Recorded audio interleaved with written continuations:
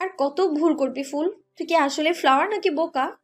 কোমরে ওড়না পেঁচিয়ে নিল ফুল। পুড়ে যাওয়া পাতিলটা সিঙ্কে রেখে ধুতে লাগলো আর বলতে লাগলো, ভাগ্যিস রাক্ষসটা তোর সাথে খারাপ বিহেভ করেছে, নইলে তুই থাকতেই পারতি না। ভাবতেই ঘেন্না লাগছে। লাখ লাখ শুক্রিয়া আল্লাহ, আমার অবাধ্য বোনকে নিয়ন্ত্রণে রাখার জন্য। ভালোবাসার মতো পবিত্র অনুভূতিগুলো তার মতো রাক্ষস কেন্দ্রিক হওয়া আমার কাছে মৃত্যুর সম। কতটা অবনতি হলে আমার অবচেতন মস্তিষ্ক রাক্ষসটাকে ইমাজিন করে ভাবতেও পারছি না আমি। ফুল তো একা একাই বকবক করছে, ফ্ল্যাটে সে একাই আছে, তাই মনে মনে বলার প্রয়োজন বোধ করছে না। ইস, সে যদি জানতো তার ধারণা কতটা ভুল, তাহলে হয়তো নিজের মনের কথাগুলো এভাবে প্রাণ খুলে বলার মতো ভুল করতো না। নিজের রুমে বসে ট্যাকিলাপূর্ণ গ্লাসে চুমুক দিচ্ছে আর সামনে বড় স্ক্রিনের দিকে তাকিয়ে আছে উদ্যান। তাকে দেখেই বোঝা যাচ্ছে ওয়ার্কআউট করে বেজায় ক্লান্ত সে। ঘাড় পর্যন্ত লম্বা চুলগুলো ঘামে ভিজে ত্বকের সাথে লেপ্টে আছে। ফুলের বলা প্রত্যেকটা কথা উদ্যান স্পষ্ট শুনেছে, সেই সাথে ফুল কি করছে না করছে সবকিছু অবলোকনও করছে। You bloody mistake. আমি অতটা স্টুপিড হয়ে যাইনি যে তোর পেটে মাগ করে চলে আসবো। চার্লসের সাথে তো সেই ঘটনার কথা বলে যাইনি আমি। ঘুম থেকে উঠে পেটের পর মাগ দেখে তুই আত্মহত্যা করে ফেললে আমার কি হবে? দুনিয়ার কোনো কিছুই যে শান্ত করতে পারছে না আমাকে। আর কি বললি? ভালোবাসার মতো পবিত্র অনুভূতিগুলো আমার মতো রাক্ষস কেন্দ্রিক হওয়াটা তোর কাছে মৃত্যুর সমতুল্য। বাহ, ইন্টারেস্টিং তো। তুই আমাকে ভালোবাসতে চাস না, রাইট? কথাগুলো বলে কাউচের উপর গা এলিয়ে দিল উদ্যান। গতকালকে রাফায়েল সিলভাকে খুন করার পর কিছুটা স্বাভাবিক লাগলেও বর্তমানে উদ্যানের অবস্থা নাজেহাল। ইচ্ছে করছে ফুলকে এনে পানি শট করতে, কিন্তু ইতিমধ্যে উদ্যান বুঝে গেছে ফুল কোনো না কোনোভাবে উদ্যানের উপর বিরূপ প্রভাব ফেলছে। ফুলের মতো জাতশত্রুর ছোঁয়ায় সন্তুষ্টি খুঁজে পাওয়াটা কোনো ইতিবাচক লক্ষণ নয়। বোতলে অবশিষ্ট সবটুকু টাকিলা গ্লাসে ঢেলে নিল উদ্যান। স্ক্রিনের দিকে তাকিয়ে এক নিঃশ্বাসে পুরোটা গিলে নিল। তারপর তৃপ্তির ঢেকুর তুলে পুনরায় ওয়ার্কআউট রুমের দিকে পা বাড়ালো। তন্মধ্যে দরজায় টোকা পড়ল। ঘাড় বাঁকিয়ে সেদিকে তাকালো উদ্যান। এক হাতে রিমোট চেপে টিভি অফ করে দরজা খুলে দিতে এগিয়ে গেল। দরজা খুলে দিতে সামনে দাঁড়িয়ে থাকা রিদম মিষ্টি হেসে বলল, তোর সাথে ওয়ার্কআউট করতে চলে এলাম। রিদমের কথায় দরজা ছেড়ে দাঁড়ালো উদ্যান। গম্ভীর গলায় বলল, তুই হঠাৎ ওয়ার্কআউট করতে যাচ্ছিস, ব্যাপার কি? উদ্যানের রুমে ঢুকে পড়ল রিদম। ওয়ার্কআউট রুমের দিকে যেতে যেতে বলল, হঠাৎ নয় হেফে, আমি মাঝে মাঝেই সোহাম আর লুহানের সাথে মিলে ওয়ার্কআউট করে। তো আজকে ওদের সাথে করে নাকি? জানিস তো কার কোম্পানি আমি লাইক করি না। উদ্যানের কথায় থেমে গেল রিদম। জানি না তো তোর অপছন্দগুলো জানলেও তুই কি লাইক করিস সেসব সম্পর্কে আমাদের আইডিয়া খুবই সীমিত। হঠাৎ আমি কি লাইক করি না করি সেসব জানতে আগ্রহী পড়লি কেন? কারণ আমরা তোর ভবিষ্যৎ নিয়ে চিন্তিত। ভাবছি তোর পছন্দ অনুযায়ী মেয়ে অর্ডার দিয়ে বানিয়ে আনবো। তুই আমার চিন্তা না করে নিজের চিন্তা কর। কথাটা বলে উদ্যান চলে গেল ওয়ার্কআউট রুমে। কোনায় থাকা স্টিলের র্যাক হতে একজোড়া ডাম্বেল তুলে নিয়ে ভারোত্তোলন করতে লাগলো। তার পিছু পিছু রিদম এসেছে। সে এসে উদ্যানের সামনে দাঁড়িয়ে শার্টের বাটন খুলতে খুলতে বলল, আমি ওসব নিয়ে কি চিন্তা করব বল? যেই মেয়েকে দেখি তাকেই ভালো লেগে যায়। ভ্রুক্ষেপ করলো না উদ্যান। নিজের কাজে মন দিল। পাত্তা না পেয়ে শার্টটা কাউচের উপর রেখে স্টিলের র্যাকের দিকে এগিয়ে গেল রিদম। একজোড়া ছোট আকৃতির ডাম্বেল তুলে নিয়ে উদ্যানের পাশাপাশি বসে পড়ল। বেশ কিছুক্ষণ নীরব থাকার পর রিদম বলল, রাফায়েলের সিলভাকে একেবারে মেরে ফেললি কেন? আমাদের জানা মতে তো তোর সাথে তার কোনো শত্রুতা ছিল না। স্বভাবতই উত্তর দিল না উদ্যান। তবে রিদমও আজ কোমর বেঁধে নেমেছে। হাতের ডাম্বেলগুলো সাইডে রেখে এক হাত হাঁটুতে ঠেকে উদ্যানের দিকে তাকালো রিদম। অভিমানী সুরে বলল, তুই আমাকে একটু মূল্যায়ন করিস না দেহ। কথা ছিল শুধু কাজের ক্ষেত্রে তোকে আমরা মাস্টার হিসেবে ফলো করব, বাদ বাকি সময়। কথা শেষ করতে পারল না রিদম। তার আগে উদ্যান কাটকাট গলায় বলল, বাদ বাকি সময় কি রাখবো? তুই বলতে পারবি আমি তোরে অহেতুক ব্যবহার করছি কখনো? ঠোঁট ফুলিয়ে নিল রিদম। হতাশ গলায় বলল, ব্যবহার করিসনি, অথচ আমরা বন্ধু হিসেবে ব্যবহার হতে চেয়েছি দেহ। বাবাও কিন্তু এটাই চাইতেন। বাকিদের কথা বাদ দিলাম, আমার সাথে তো সম্পর্কটা কি আলাদা নয়? পাপা কি তোকে নিজের ছেলের মতো স্নেহ করতেন না? সে প্রশ্ন করলেও তুই এড়িয়ে যেতে পারতি। উদ্যানের হাত থেমে গেল। শান্ত চোখে তাকালো রিদমের দিকে। বিরক্তি মিশিয়ে বলল, স্যার কখনই আমাকে এমন ফালতু প্রশ্ন জিজ্ঞাসা করেনি রিদম। সে কখনই আমার পার্সোনাল লাইফে হস্তক্ষেপ করেনি। ঠোঁটের কোণে হাসি ফুটে উঠল রিদমের। ভালোই তো মনে রেখেছিস পাপার কথা, তাহলে এটা ভুলে গেলি কিভাবে? মৃত্যুর আগে পাপা বারবার বলে গেছে তোকে বিয়ে করে নিতে। উঠে দাঁড়ালো উদ্যান। তোয়াল দিয়ে ঘাম মুছতে মুছতে বলল, তুই আবার বিয়ে শাদীর ব্যাপারে কবে থেকে সিরিয়াস হলি? প্রশ্ন এড়িয়ে যাস না দেহ। তাছাড়া তোদের মতো একরোখা পুরুষদের বিয়ে করে নেওয়া উচিত বলেই আমি মনে করি। সোহমকে দেখ না, বিয়ে করার জন্য লাফাচ্ছে কিন্তু করতে পারছে না, তেমন কাউকে পাচ্ছে না। একজনকে পেয়েছিল, তাকেও তোর জন্য বিয়ে করতে পারলো না। থমকে গেল উদ্যান। মনে পড়ে গেল ফুলের কথা। হৃদম উঠে এসে উদ্যানের সামনে দাঁড়ালো, কাঁধে হাত রেখে বলল, অ্যাটলিস্ট পাপার কথা রাখার জন্য হলেও বিয়েটা করে নিস দেহ। তোকে মুখ ফুটে বলতে হবে না, শুধু নিজের পছন্দগুলো জানিয়ে দিস, আমরা সেই অনুযায়ী মেয়ে খুঁজে আনবো তোর জন্য। But I don't like you man. উদ্যানের কথা শুনে হৃদমের কপালে গাঢ় ভাঁজ পড়ল। What do you mean? নারীদের পছন্দ না করলে তুই পুরুষ হলি কেমনে? ওয়েট আ সেকেন্ড, তুই পুরুষদের প্রতি আকর্ষণ ফিল করিস নাকি? হৃদমের চোখ জোড়া কোটর থেকে বেরিয়ে আসার উপক্রম। শুকনো ঢোক গিলে সে দ্রুত হাতে নিজের শার্ট পরতে লাগলো। এক নজর হৃদমের দিকে তাকালো উদ্যান, তারপর উদাসীন গলায় বলল, পৃথিবীতে এমন কিছু নাই যা আমাকে এই তেজরিনকে আকৃষ্ট করতে পারে, কারণ আকৃষ্ট ফিল করাটা এক ধরনের দুর্বলতা। তেজরিন সমস্ত দুর্বলতার ঊর্ধ্বে। হাল ছেড়ে দিল হৃদম। কম চেষ্টা তো করেনি উদ্যানকে আকৃষ্ট করার। কত কত মেয়ে পাঠিয়েছিল উদ্যানের কক্ষে, কিছুতেই কিছু হয়নি। শেষমেশ অনেক ভাবনা চিন্তা করে ছেলেও পাঠিয়েছিল, তবুও ফলাফল শূন্য। লাস্টবার তো রেগে মেগে উদ্যানের ছেলেকে মেরেই ফেলেছিল। তারপর থেকে আর সাহস পায়নি উদ্যানের রুমে ছেলে মেয়ে পাঠাতে। তোর হাবভাব থেকে মনে হচ্ছে সোলার বংশের নাম নিশানি এখানেই মিটে যাবে। বিড়বিড় করে কথাগুলো বলে বেরিয়ে যেতে লাগলো হৃদম। সে বেরিয়ে যেতেই উদ্যান থম মেরে কিছুক্ষণ দাঁড়িয়ে রইল। সে আছে অন্য চিন্তায়। ফুলের কথা মনে হতেই তার ভেতরে যে তাণ্ডব শুরু হচ্ছে সেটা দমন করা অতীব জরুরি হয়ে পড়েছে, নইলে এই তাণ্ডব উদ্যানকে নিশ্চিহ্ন করেও ফেলতে পারে। রুমে ফিরে এলো উদ্যান। গতকালকেই নতুন ফোন কিনেছে সে। ফোনটা খাটের উপরে পড়ে আছে। কিছুক্ষণ দাঁড়িয়ে থেকে ফোনটা হাতে তুলে নিল উদ্যান। কল লাগালো লুহানের নম্বরে। দুবার রিং হতে লুহান কল রিসিভ করলো। একটা বড় নিঃশ্বাস নিয়ে উদ্যান বলল, শোন লোহান, বাংলাদেশের সবচেয়ে বড় ইন্ডোনিয়ায় অ্যাজ সুন অ্যাজ পসিবল। কোথাও যাওয়ার জন্য রেডি হচ্ছে ফুল। এখন সময় বিকেল 4টা। আবেশ ফিরেছে কিছুক্ষণ আগে। এখানে এসেই আবেশ চাকরির খোঁজে নেমে পড়েছে, তবে এখনো আশানুরূপ ফল পায়নি। দরজার সামনে দাঁড়িয়ে মৃদু কড়া নাড়ল আবেশ। ও ফুল ওড়না ঠিক করে বলল, ভেতরে এসো। ধীর পায়ে খাটের উপর এসে বসলো আবেশ। হাত ঘড়ির দিকে তাকিয়ে সময়টা দেখে নিল। ফুল এক মনে আয়নার সামনে দাঁড়িয়ে রেডি হচ্ছে। আয়নাটা গতকালই কিনে এনেছে আবেশ। অবশ্য আয়নার কথা ফুলই তাকে বলেছিল। বাকি সব জিনিসপত্র যেমন খাট, হাঁড়ি পাতিল এগুলো আগে থেকেই রুমে ছিল। জিনিসপত্র সহ রুমটা রেন্ট নিয়েছে আবেশ। কেউ কিছু জিজ্ঞেস করেছিল ফুল? আবেশের প্রশ্নে ফুল শ্বাস ফেলে বলল, সামনের ফ্লোর থেকে আন্টি টাইপের এক ভদ্রমহিলা এসেছিলেন আজকে। ফুলের কথা শুনে আগ্রহী হয়ে পড়ল আবেশ। ভ্রু কুচকে জিজ্ঞাসা করলো, কিছু বলেছে? হ্যাঁ বোধক মাথা নাড়ালো ফুল। মাথা নিচু করে বলল, বলেছে আমার স্বামী কোথায় গেছে। আবেশের দৃষ্টি নরম হয়ে এলো। ভারী গলায় বলল, তুই কি বলেছিস? অপ্রস্তুত হয়ে পড়ল ফুল। অস্বস্তিতে আড়ষ্ট হয়ে এদিক সেদিক তাকাতে লাগলো। ফুলের আচরণে হতাশ হলো আবেশ। উঠে দাঁড়িয়ে এগিয়ে গেল ফুলের দিকে। নিজের দিকে আবেশকে অগ্রসর হতে দেখে ফুলের পা স্বতঃস্ফূর্তভাবে পিছিয়ে যেতে লাগলো। পেছনে দেয়াল থেকে আটকা পড়ল ফুল। আবেশ এসে ফুলের মাথায় আদুরে হাত রেখে মলিন হেসে বলল, ডেভিলটাকে ডিভোর্স দিতে চাচ্ছিস ফুল? ভুলে যাস না সেটা। তারপর আশা করি আমাকে নিজের স্বামী হিসেবে পরিচয় দিতে তোকে দ্বিধায় পড়তে হবে না। নিজেকে আরো কিছুটা গুটিয়ে নিল ফুল। সরল গলায় শুধালো, আমাকে তুমি বিয়ে করবে আবেশ ভাই? ফুলের প্রশ্নে আবেশ হাঁটুতে হাত রেখে ফুলের মুখোমুখি হলো। কোমল গলায় বলল, করবো তো। কেন তুই আমাকে বিয়ে করবি না? ফুলের সমগ্র শরীর শিরশিরিয়ে উঠল। চোখের কোণে পানি জমলো। ঠোঁট চেপে কান্না আটকে ক্ষীণ গলায় বলল, আমাকে কেন বিয়ে করবে আবেশ ভাই? কেন এমন কাউকে বিয়ে করবে যে কিনা 1.5 মাস স্বামী নামক এক দানবের সাথে সংসার করে এসছে? ফুলের কথায় ধাক্কা খেলো আবেশ। কণ্ঠরোধ হয়ে বুকের ভেতরটা সংকুচিত হয়ে গেল। নিজেকে সামলাতে ফুলকে বন্দি করে দেয়ালে হাত রাখলো আবেশ। চোখ বন্ধ করে নিজেকে ধাতস্থ করে বলল, আমার কোনো সমস্যা নেই। রাক্ষসটা তোর সাথে কিছু করে থাকলে জোরপূর্বক করেছে, আর জোরপূর্বক কিছু করাকে শুদ্ধ ভাষায় ধর্ষণ করা বলে। আমি সেগুলোকে ধর্ষণ হিসেবেই মেনে নেব। চোখ খুলল আবেশ। রিনরিনে গলায় বলল, আমার ফুল ধর্ষণের শিকার হয়েছে ভাবতে আমার রুহু কেঁপে উঠছে ফুল। আমার না খুব কষ্ট হচ্ছে। ফুলের ঠোঁট জোড়া নড়ে উঠল। আবেশের ব্যাকুল কণ্ঠ শুনে ইতিমধ্যেই ফুলের চোখ থেকে অশ্রু জল গড়িয়ে পড়ছে।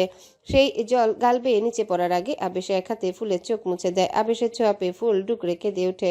ভরাক্রান্ত গলায় শুধায়, এত কষ্ট কেন সহ্য করবে আবেশ ভাই? আবেশের মুখাবয়বে পরিবর্তন হয়ে ফ্যাকাশে রং ধারণ করেছে। আবেশ এবার দুপা পিছিয়ে গেল, উল্টো দিকে ঘুরে নিজের চোখের পানি আড়াল করে বলল, আমি ছাড়া আর কে করবে ফুল? আজ যদি টেবিলটার জায়গায় অন্য কেউ তোর সাথে খারাপ কিছু করতো, আমি কি তোকে ত্যাগ করতে পারতাম? পারতাম না। তাহলে এখন কেন করব? তোর উপর আমার দাবি আছে ফুল, আজীবন থাকবে। তুই শুধু আমার। ডেবিলটা নেহাতই তোর শরীরের কলঙ্কের দাগ লাগাতে সক্ষম হয়েছে, মনটা তো নিষ্কলঙ্ক আছে। আবেশ ঘাড় বাঁকিয়ে ফুলের দিকে তাকিয়ে পুনরাবৃত্তি করল। আছে তো ফুল? এহেন প্রশ্নে দিশেহারা হয়ে পড়ল ফুল। সকল জড়তা কাটি উপর নিচ মাথা দুলালো। তার মন নিষ্কলঙ্ক আছে, এটাই ফুল মনে প্রাণে বিশ্বাস করে।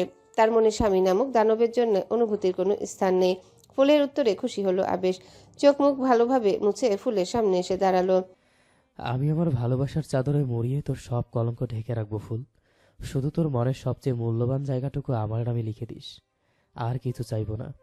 কান্নার মাঝেও হেসে উঠল ফুল। হাসির আড়ালে লুকিয়ে ফেলল নিজের কষ্টটুকু। মনের সাথে চলা যুদ্ধের রেশ আবেশকে বুঝতে দিতে নারাজ সে। যে ছেলেটা তার জন্য সবকিছু ছেড়ে ছুড়ে বনবাসী হয়েছে, তাকে ফিরিয়ে দেওয়ার ক্ষমতা ফুলের নেই। আর ফিরিয়ে দেবেই বা কার জন্য? এক দানবের জন্য? ব্যাপারটা হাস্যকর, অযৌক্তিক হয়ে যাবে না? ভাঙচুরের বিকট আওয়াজে সোলার স্টেটে সবাই একত্রিত হয়েছে উদ্যানের কক্ষের সামনে। গতকালকে উদ্যান সহ বাকি সবাই সোলার স্টেটে ফিরে এসেছে। এসে উদ্যান অজানা কারণে একজনকে খুন করলো, তারপর এখন এভাবে ভাঙচুর করছে। বিষয়টা নিয়ে খুবই চিন্তিত হয়ে পড়েছে সবাই। লুহান নিজের ফোন বের করে নিজের ডান হাত লুইসকে কল দিল। লুইস গতকালকে রাফায়েল সিলভাকে নিয়ে বিডিতে এসেছিল। অপর পাশ থেকে কল রিসিভ হতে লুহান ব্যস্ত গলায় বলল, কিরে, আর কতক্ষণ লাগবে? যত দ্রুত সম্ভব ডাক্তারকে নিয়ে আয়। ম্যারেজ রেজিস্ট্রারের সামনে থমথমে মুখ নিয়ে বসে আছে আবেশ। পাশের চেয়ারে বসে আছে ফুল। মিস্টার আবেশ, আপনি দাবি করছেন তেহজিব উদ্যান খানজাদার সাথে প্রেম রোজ আমরুদ ফুল, থামলেন রেজিস্ট্রার সাহেব। ফুলের দিকে তাকিয়ে ইঙ্গিত করে বললেন, মানে ওনার বিবাহ সম্পূর্ণ হয়েছে, কিন্তু আপনার দাখিলকৃত নথিপত্রে নিকাহনামা নেই। সেই সাথে ওনার আইডি কার্ডেও স্বামীর নামের জায়গায় তেহজিব উদ্যান খানজাদার নাম উল্লেখ নেই। বুক ভরে নিঃশ্বাস নিল আবেশ। তৎক্ষণাৎ বলে উঠল, নিকাহনামা হারিয়ে গেছে, তবুও সাক্ষীদের উপস্থিতিতে তো ডিভোর্স সম্পন্ন করার আইন আছে, তাই না? আমি নিজেই ওদের বিয়ের সাক্ষী ছিলাম। প্লিজ আপনি ডিভোর্স রেজিস্ট্রেশন করুন। হাতে থাকা পেপারগুলোতে চোখ বুলিয়ে নিলেন রেজিস্ট্রার সাহেব। তারপর চোখের চশমাটা খুলে টেবিলের উপর রেখে বললেন, না, ব্যাপারটা এত সহজ নয়। নিকাহনামা ছাড়া বৈধভাবে ডিভোর্স রেজিস্ট্রেশন করা বলতে গেলে অসম্ভব। আপনারা এক কাজ করুন, যেই কাজী সাহেব বিয়ে পড়িয়েছিলেন তার অফিসে যোগাযোগ করুন। তার কাছে অফিস কপি থাকলে সে আপনাকে সত্যায়িত নকল কপি দিতে পারবেন। কথাটা শুনে ধাক্কা খেল ফুল। সে কোথায় পাবে কাজীকে? সে তো চেনেও না তাকে। আবেশ কিছুক্ষণ ভাবনা চিন্তা করে বলল, আসলে কাজী সাহেব মারা গেছেন। স্তম্ভিত চোখে আবেশের দিকে তাকালো ফুল। এটা কি করলো আবেশ? একজন অচেনা অপরিচিত মানুষজনকে মৃত বলে দিল। ম্যারেজ রেজিস্ট্রার ভ্রুকুটি করে বললেন, তাহলে আপনাদের এলাকার ইউনিয়ন পরিষদ বা সিটি কর্পোরেশনের নিকাহ রেজিস্ট্রেশন অফিসে যোগাযোগ করুন। আবেশ ভারী বিরক্ত হয়ে পড়ল। মাথা টনটন করছে ব্যথায়। যে কোনো উপায়ে ফুলের সাথে উদ্যানের ডিভোর্স করাতেই হবে। একবার ওদের ডিভোর্স হয়ে গেলে আবেশ ফুলকে বিয়ে করে নেবে। তারপর আর উদ্যান চাইলেও কিছু করে উঠতে পারবে না। নিজেকে সামলে নিয়ে আবেশ বিক্ষুব্ধ মেজাজে বলল, আমরা গিয়েছিলাম সেখানে, কিন্তু তারা তথ্য দিতে ব্যর্থ হয়েছে। আবেশ মিথ্যার উপর মিথ্যা বলে যাচ্ছে। ফুল তো হাঁ হয়ে তার দিকে তাকিয়ে আছে। অবশ্য ফুলের এই নিরীক্ষণ দৃষ্টি উপেক্ষা করছে আবেশ। ম্যারেজ রেজিস্ট্রার খানিকক্ষণ নিশ্চুপ থেকে বললেন, আপনারা উপজেলা নির্বাহী অফিস বা স্থানীয় কাজী অফিসে আবেদন করে দেখতে পারেন। তারা পরবর্তী রেজিস্টারের তথ্য এবং কপি খুঁজে বের করতে সাহায্য করবে। রাগে ফুঁসে উঠল আবেশ। এই রেজিস্টার কেন বুঝতে পারছে না এখন এসব কোনো কিছু করাই সম্ভব নয়? তারা বাড়ি থেকে পালিয়ে এসেছে। আবেশ চাইলেও বন্ধুদের সহায়তায় নিকানামা তুলতে পারবে না, কারণ আবেশ এই ব্যাপারে নিশ্চিত যে এই 2 দিনে উদ্যান তার সব বন্ধু বান্ধবের নারী নক্ষত্রের সন্ধান পেয়ে গেছে। আবেশকে রেগে যেতে দেখে ফুল শান্ত গলায় বলল। ফুলের নরম কণ্ঠ শুনে চোখ বন্ধ করে নেয় আবেশ। টেবিলের উপর খানিকটা ঝুঁকে নিম্ন গলায় বলে, নিকাহনামা ছাড়া কি কোনোভাবেই ডিভোর্স দেওয়া যাবে না? ম্যারেজ রেজিস্ট্রার ভীষণ ধৈর্য সহকারে বললেন, যাবে, সেই ক্ষেত্রে বিবাহ সংগঠিত হওয়ার পর্যাপ্ত প্রমাণ লাগবে। সেসব আছে আপনাদের কাছে? দমে গেল আবেশ। ফুলের এবার অস্বস্তি হচ্ছে। অবচেতন মনে ওড়নার কোণা খামচে ধরল ফুল। তাদের অভিব্যক্তি দেখে কিঞ্চিত হাসলেন রেজিস্ট্রার সাহেব। বিবাহ সম্পূর্ণ হওয়ার কোনো প্রমাণই নেই আপনাদের কাছে। প্রমাণ ছাড়া আইনের চোখে ওনাদের বিয়ের কোনো অস্তিত্ব নেই, আর অস্তিবিহীন বিয়ের বিবাহ বিচ্ছেদ করানো অসম্ভব। বসা থেকে উঠে দাঁড়ালো আবেশ। আমি প্রমাণ জোগাড় করব, দরকার হলে নিকাহনামাও আনবো। তারপর তো আর ডিভোর্স দিতে কোনো সমস্যা হবে না। আবেশের গলায় কিছুটা কর্কশতা ধরা পড়ল। তবুও ম্যারেজ রেজিস্ট্রার শান্তভাবে বললেন, যদি নিকাহনামায় স্বামী স্ত্রীকে তালাক দেওয়ার অধিকার দিয়ে থাকে, তাহলে শুধু নিকাহনামা হলেই চলবে। এত এত কন্ডিশন শুনে ফুলের মাথা ঘুরে গেল। সেই সাথে গলাও শুকিয়ে এলো। কিভাবে নিস্তার পাবে সে স্বামী নামক দানবের হাত থেকে? আদৌ মুক্তি মিলবে তো? আর যদি নিকাহনামায় স্ত্রী হাতে তালাক দেওয়ার অধিকার না থাকে তাহলে? উত্তেজিত কণ্ঠে আবেশ প্রশ্ন করল। তাহলে স্ত্রীর তরফ থেকে, মানে উনি নিজের পক্ষ থেকে স্বামীর নিকট লিখিতভাবে খোলার প্রস্তাব দিতে পারবেন। স্বামী যদি রাজি থাকে, তাহলে নিকাহনামা না থাকলেও সাক্ষী প্রমাণে ডিভোর্স কার্য পরিকল্পনা করা সম্ভব। যদি স্বামী রাজি না থাকে, স্ত্রী কোর্টে গিয়ে বিচারিকভাবে শক্তপোক্ত কারণ দেখিয়ে খোলা মামলা করে ডিভোর্স দেওয়ার অনুমতি পেয়ে যাবে। রেজিস্ট্রারের কথা শুনে ভড়কে গেল ফুল। মামলা কিভাবে করবে? তাহলে তো উদ্যান জেনেই যাবে তারা কোথায় আছে। ফুল এবার নিজেও উঠে দাঁড়ালো। পেছন থেকে ফিসফিস করে বলল, দয়া করে এখন থেকে চলো আবেশ ভাই। ফুলের কথায় কর্ণপাত করলো না আবেশ। এই সম্পর্কে পুরোপুরি না জেনে কিছুতেই যাবে না সে। শক্তভক্ত কারণ বলতে কি কি কারণ হতে পারে? প্রতিউত্তরে ম্যারেজ রেজিস্ট্রার কিছু বলার আগে এক লোক এসে বলে, স্যার, বাইরে আরও কয়েকজন অপেক্ষা করছে। চোখের ইশারায় লোকটাকে চলে যেতে বললেন ম্যারেজ রেজিস্ট্রার।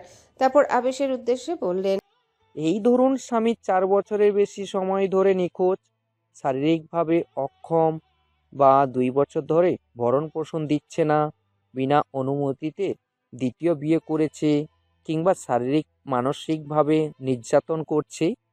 এটুকু শুনে ফুলের বুকের ভেতর ধক করে উঠে ঠোঁট চেপে ফ্লোরের দিকে দৃষ্টি নিক্ষেপ করে। সবগুলো বিষয় ভালোভাবে মাথায় ঢুকিয়ে নিল আবেশ। ম্যারেজ রেজিস্ট্রার এবার আগ্রহ দেখিয়ে বললেন, আপনারা চাইলে আমার সাথে নিজেদের বিষয়টা শেয়ার করতে পারেন। বিস্তারিতভাবে সব কিছু শুনে আমি কোনো না কোনো পরামর্শ দিতে পারবো। আবেশ একবার বলতে চেয়েও বলল না। আগে নিকাহনামা জোগাড় করুক, তারপর সামনে এগোবে। চারিপাশে রাতে নিস্তব্ধতা। দু একটা ল্যাম্পপোস্ট জ্বলছে। পিচঢালা রাস্তায় পাশাপাশি হেঁটে চলেছে আবেশ আর ফুল। কিছুক্ষণ আগে অবধি আবেশকে অস্থির দেখালো, এখন বেশ স্বাভাবিক দেখাচ্ছে। ঠিক স্বাভাবিক নয়, কেমন যেন থম মেরে আছে। আবেশ সামনে সামনে হাঁটছে, ফুল সামান্য পিছিয়ে পড়েছে। হঠাৎ করে ফুলের চোখ যায় ফুটপাতের উপরে থাকা অস্থায়ী দোকানের দিকে। এক বৃদ্ধ লোক চুড়ি বিক্রি করছে। সম্মুখে থাকা ভ্যানের উপর রং বেরঙের চুরির সমারোহে ফুলের দৃষ্টি আটকে গেল। ফুলের শূন্যতা উপলব্ধি করতে পেরে পিছু ফিরে তাকায় আবেশ। দেখতে পায় ফুল একদৃষ্টে তাকিয়ে আছে ফুটপাতের দিকে। ফুলের দৃষ্টি অনুসরণ করে ব্যাপারটা বুঝতে পারে আবেশ। ফুলের সামনে হাত নাড়াতে ফুল অপ্রস্তুত হয়ে পড়ল। আমতা আমতা করে বলল, রাত হয়ে গেছে, তাড়াতাড়ি চলো। বলেই হাঁটা ধরল ফুল। কয়েক কদম যেতেই অন্যায় টান পড়ল। হকচকিয়ে থেমে যায় ফুল। চমকিত নয়নে তাকায় পেছনে থাকা আবেশের পানে। ওড়নার কোণা টেনে ধরে নির্লিপ্ত ভঙ্গিতে দাঁড়িয়ে আছে আবেশ। ফুলের জিজ্ঞাসু দৃষ্টি অনুমান করে সরল হেসে বলে, ওড়না ধরে টানাটানি করার জন্য বকাটে উপাতে দিস না প্লিজ। হাত ধরতে চাইনি বলে ওড়নাই ধরলাম। আবেশের হাত থেকে খুব আলগোছে ওড়না ছাড়িয়ে নিল ফুল। জড়ানো গলায় বলল, ডাকতে পারতে। ফুলের কথায় মলিন হাসলো আবেশ। ফুলের দিকে হালকা ঝুঁকে ক্ষীণ গলায় বলল, পারতাম, তবে কি করব বল। প্রায়শই তোকে না ডেকে অনেক কিছু বলতে ইচ্ছে হয়। আচ্ছা, তুই কি আমায় না বলা কথাগুলো বুঝে নিতে পারিস না? অস্বস্তিতে আড়ষ্ট হয়ে যায় ফুল। সেও তো চায় আবেশকে নিজের অস্বস্তির ব্যাপারে জানাতে। আবেশ কি নিজে থেকে বুঝে নিতে পারে না? ফুলকে নুইয়ে যেতে দেখে সোজা হয়ে দাঁড়ায় আবেশ। কিছুক্ষণ চুপ থেকে ফুলের জামার হাতা টেনে ধরল আবেশ। বিস্ময়ে চোখ বড় বড় হয়ে যায় ফুলের। সেদিকে ভ্রুক্ষেপ না করে আবেশ ফুলকে টেনে নিয়ে যেতে লাগলো চুরিওয়ালার দিকে। আবেশের মনোভাব বুঝতে পারল ফুল। আরে আবেশ ভাই, আমি তো এমনি তাকিয়েছিলাম, এগুলোর প্রয়োজন নেই। এক মুঠ কাচের চুড়ি হাতে নিল আবেশ। সেগুলোর দিকে তাকিয়ে বলল, মাঝে মাঝে আমি তোকে গুলিয়ে ফেলি মনে হয়। আরে এ তো আমার বনফুল নয়। কোথায় গেল আমার সেই চঞ্চল অবাধ্য বনফুল? যেই বনফুল কোনো বাধা নিষেধের তোয়াক্কাই করে না, সেই বনফুল কি হারিয়ে গেল তবে? নাকি সেই বনফুলের দামি ফুলে পরিণত হয়েছে? আবেশের ভেতরে থেকে স্বতঃস্ফূর্তভাবে দীর্ঘশ্বাস বেরিয়ে এলো আর চোখে তাকালো ফুলের দিকে। ফুলের হরিণীর মতো চোখ জোড়া দেখে ভ্রু কুচকে ফেললো আবেশ। যাক, নিশ্চিন্ত হলাম তুই আমার বনফুল, কারণ এভাবে তাকানোর ক্ষমতা কেবল আমার বনফুলেরই আছে। পুরোপুরিভাবে এখনো দামি ফুলে পরিণত হসনি। চোখ সরিয়ে নিল ফুল। আবেশের কথাগুলো মাথার উপর দিয়ে গেছে। একদিকে আছে আবেশ, যে ঘুরিয়ে পেঁচিয়ে বললেও মনের কথা বলে দেয়। আরেকদিকে আছে উদ্যান, যে কিনা এখন অব্দি ভালো করে কথাও বলেনি, মনের কথা তো দূর। শালা দানব, বেরো আমার মাথা থেকে। ফুল অস্ফুট স্বরে বিড়বিড় করলো। কিছু বললি আমাকে? আবেশের প্রশ্নে হুঁশ ফেরে ফুলের। মাথা নেড়ে বোকা হেসে বলে, আরে না না, তোমায় কিছু বলিনি, তাড়াতাড়ি চলো। ফুলের দিকে চুড়িগুলো বাড়িয়ে দিল আবেশ। দেখ সাইজ ঠিক আছে কিনা, শুকিয়ে গেছিস তো, অনুমান করতে পারছি না। হতাশার শ্বাস ফেললো ফুল, ক্লান্তিমাখা সুরে বলল, লাগবে না আবেশ ভাই, রাখো এগুলো। আবেশ এবার ভ্যানের সাথে কনুই ঠেকিয়ে ফুলের দিকে তাকালো। তোর আসামির মতো অত বড়লোক না হলেও তোকে চুড়ি কিনে দেওয়ার সামর্থ্য আমার আছে। চোখ মুখ কুচকে গেল ফুলের, খানিকটা রেগেও গেল বোধ হয়। এসব কথা বলো না তো আবেশ ভাই। কার সাথে নিজে তুলনা করছো? অমানুষের সাথে নিজের তুলনা করো না। বলতে বলতেই আবেশের হাত থেকে চুড়িগুলো নিয়ে নিল ফুল, তারপর হাতে পড়ে আবেশের দিকে হাত বাড়িয়ে দিল। ঠিকঠাক আছে, চলো এবার। হাঁটা ধরল ফুল। পেছন থেকে আবেশ মুগ্ধ নয়নে তাকিয়ে রইল নিজের বুনো ফুলের দিকে। বাড়িতে ফিরতে ফিরতে রাত 10টার মতো বেজে যায়। খাওয়া দাওয়া করে নিজের রুমে এসেছে ফুল। আবেশও চলে গেছে নিজ কক্ষে। সারাদিন দৌড়াদৌড়ি করে ক্লান্ত সে। এখন গভীর ঘুমের প্রয়োজন। দরজা বন্ধ করে খাটের উপর বসলো ফুল। কাঁধের ক্ষতটা সারেনি এখনো। আসার সময় ডাক্তার দেখিয়ে এসেছে। এমন সময় মনে পড়লো ব্যালকনি থেকে শুকনো কাপড়গুলো আনা হয়নি। হাই তুলতে তুলতে ব্যালকনির দিকে এগিয়ে গেল ফুল। এখানে লাইট নেই, অবশ্য লাইটের প্রয়োজনও নেই। নিচেই দোকানপাট আছে, বলতে গেলে সারাদিনই মানুষের আনাগোনা থাকে। কাপড়গুলো এনে বিছানার উপর রাখলো ফুল। দুদিনের কাপড় জমা হয়েছিল, অসুস্থতার জন্য ধুতে পারিনি, আজকেই ধুয়ে দিয়েছে। এখানে আসার পরের দিন সকাল হতেই আবেশ ফুলের জন্য 5 সেট জামা কাপড় এনে দিয়েছে। বলতে গেলে নিজের জমানো সব টাকায় আবেশ এদিক সেদিক ভেঙে ফেলছে। বিষয়টা নিয়ে ফুলের মনক্ষুণ্ণ হলেও কিছু করার নেই। কাপড়গুলো ভাঁজ করার সময় ফুলের নজর আটকে গেল একটা কামিজের উপর। সেটা দেখে শুকনো ঢোক গেল ফুল। পালিয়ে আসার সময় এটাই পরনে ছিল ফুলের। কাঁপা কাঁপা হাতে জামাটা স্পর্শ করতে চোখ গেল ছেঁড়া অংশের দিকে। জামাটা ঠিক কিভাবে ছিঁড়েছে জানা নেই ফুলের। ভয়ে ভয়ে চোখ বন্ধ করে নেয় ফুল। আজেবাজে চিন্তা করবে না বলেও নিজের মনকে মানাতে পারে না। দানবটা যদি আমাকে খুঁজেই পেত তবে কি আস্ত রেখে যেত? আমাকে শান্তিতে থাকতে দিত? দিত না তো। কথাগুলো ভেবে নিজের মনকে সান্ত্বনা দিল ফুল। চোখের পলকে কয়েক মাস অতিবাহিত হয়ে গেছে। একটা ট্রাভেল এজেন্সিতে চাকরি পেয়েছে আবেশ।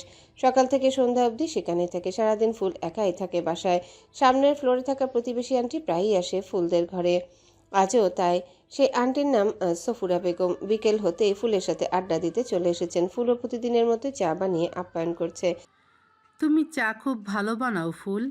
চায়ের প্রশংসা শুনে মৃদু হাসলো ফুল, আনমনেই বলে ফেলল, আসলে আমার হাজবেন্ড চা খুব লাইক করে, চা ছাড়া চলেই না, তাই আর। বলতে বলতেই থেমে গেল ফুল। বুঝতে পারলো মারাত্মক ভুলভাল কথা বলে ফেলেছে। সফুরা বেগম নিজেও আহাম্মক বনে গেলেন। কিন্তু আবেশ তো চা খায় না। সাদাতকে পড়ানোর সময় আমি লক্ষ্য করেছি চা দিলে আবেশ ছুঁয়েও দেখে না। অস্বস্তিতে পড়ে গেল ফুল। কচলাতে লাগলো। ভুলে গিয়েছিল ছেলেকে পড়ানোর সুবাদে আবেশ সম্পর্কে খুঁটিনাটি অনেক কিছুই জানেন সফুরা বেগম। হ্যাঁ, এখানে আসার কিছুদিন পর থেকেই রাতের বেলা সফুরা বেগমের ছেলেকে সাদাতকে পড়ায় আবেশ। ফুলের অভিব্যক্তি দেখে সন্ধিহান চোখে তাকায় সফুরা বেগম। ফুল থেমে থেমে বলল, আসলে উনি আমার হাতের চা খায় শুধু, আর কারোটা খায় না। ফুলের কথা হেসে উঠে সফুরা বেগম। তাই বলো, আমি তো ভাবলাম আবারও গুলিয়ে ফেলেছো। তুমি তো মাঝে মধ্যেই উল্টাপাল্টা বলে ফেলো। হাসতে কষ্ট হচ্ছে ফুলের, তবু হাসি হাসি মুখ করে বসে আছে। কিভাবে বোঝাবে সে উল্টোপাল্টা বলে ফেলে না, বরঞ্চ সোজাসাপটা সত্যি কথাগুলো বেফাসে বলে ফেলে। মিথ্যা বলার অভ্যাস নেই তো। সোলার স্টেট বাড়ির পেছনের দিকে কাজ ঘেরা সানরুমে উপস্থিত আছে বাড়ির সকলে সূর্যাস্তের দৃশ্য উপভোগ করার জন্য। কানে ইয়ারফোন গুঁজে কাউচে হেলান দিয়ে বসে আছে উদ্যান। বাকি সবাই আছে পাশেই। তুই হাসছিস দেহ? আকস্মিক রিদমের কথা শুনে সবাই একসাথে উদ্যানের দিকে তাকায়। ততক্ষণে উদ্যানের হাসি মিলিয়ে গেছে। লুহান আফসোসের সুরে বলে, উফ রিদম, চিল্লালি কেন? আমার কানে কানে বলতে পারতি। মহামূল্যবান জিনিসটা মিস করলাম। লুহানের কথা যেন কানিয়ে নিল না রিদম। তার দৃষ্টি এখনো উদ্যানের দিকেই নিবদ্ধ। ইদানিং উদ্যানের বিহেভিয়ারে চেঞ্জ এসেছে, তাও আবার পজিটিভ চেঞ্জ। নইলে অকারণে হাসার পাবলিক উদ্যান নয়। উদ্যানের হাসি দেখার মরুভূমির বুকে বৃষ্টিপাত হওয়া সমান। উদ্যান তো কারো কথায় পাত্তা না দিয়ে চোখ বন্ধ করে একভাবে বসে আছে। রিদম এবার উদ্যানকে মৃদু ঝাঁকিয়ে বলল।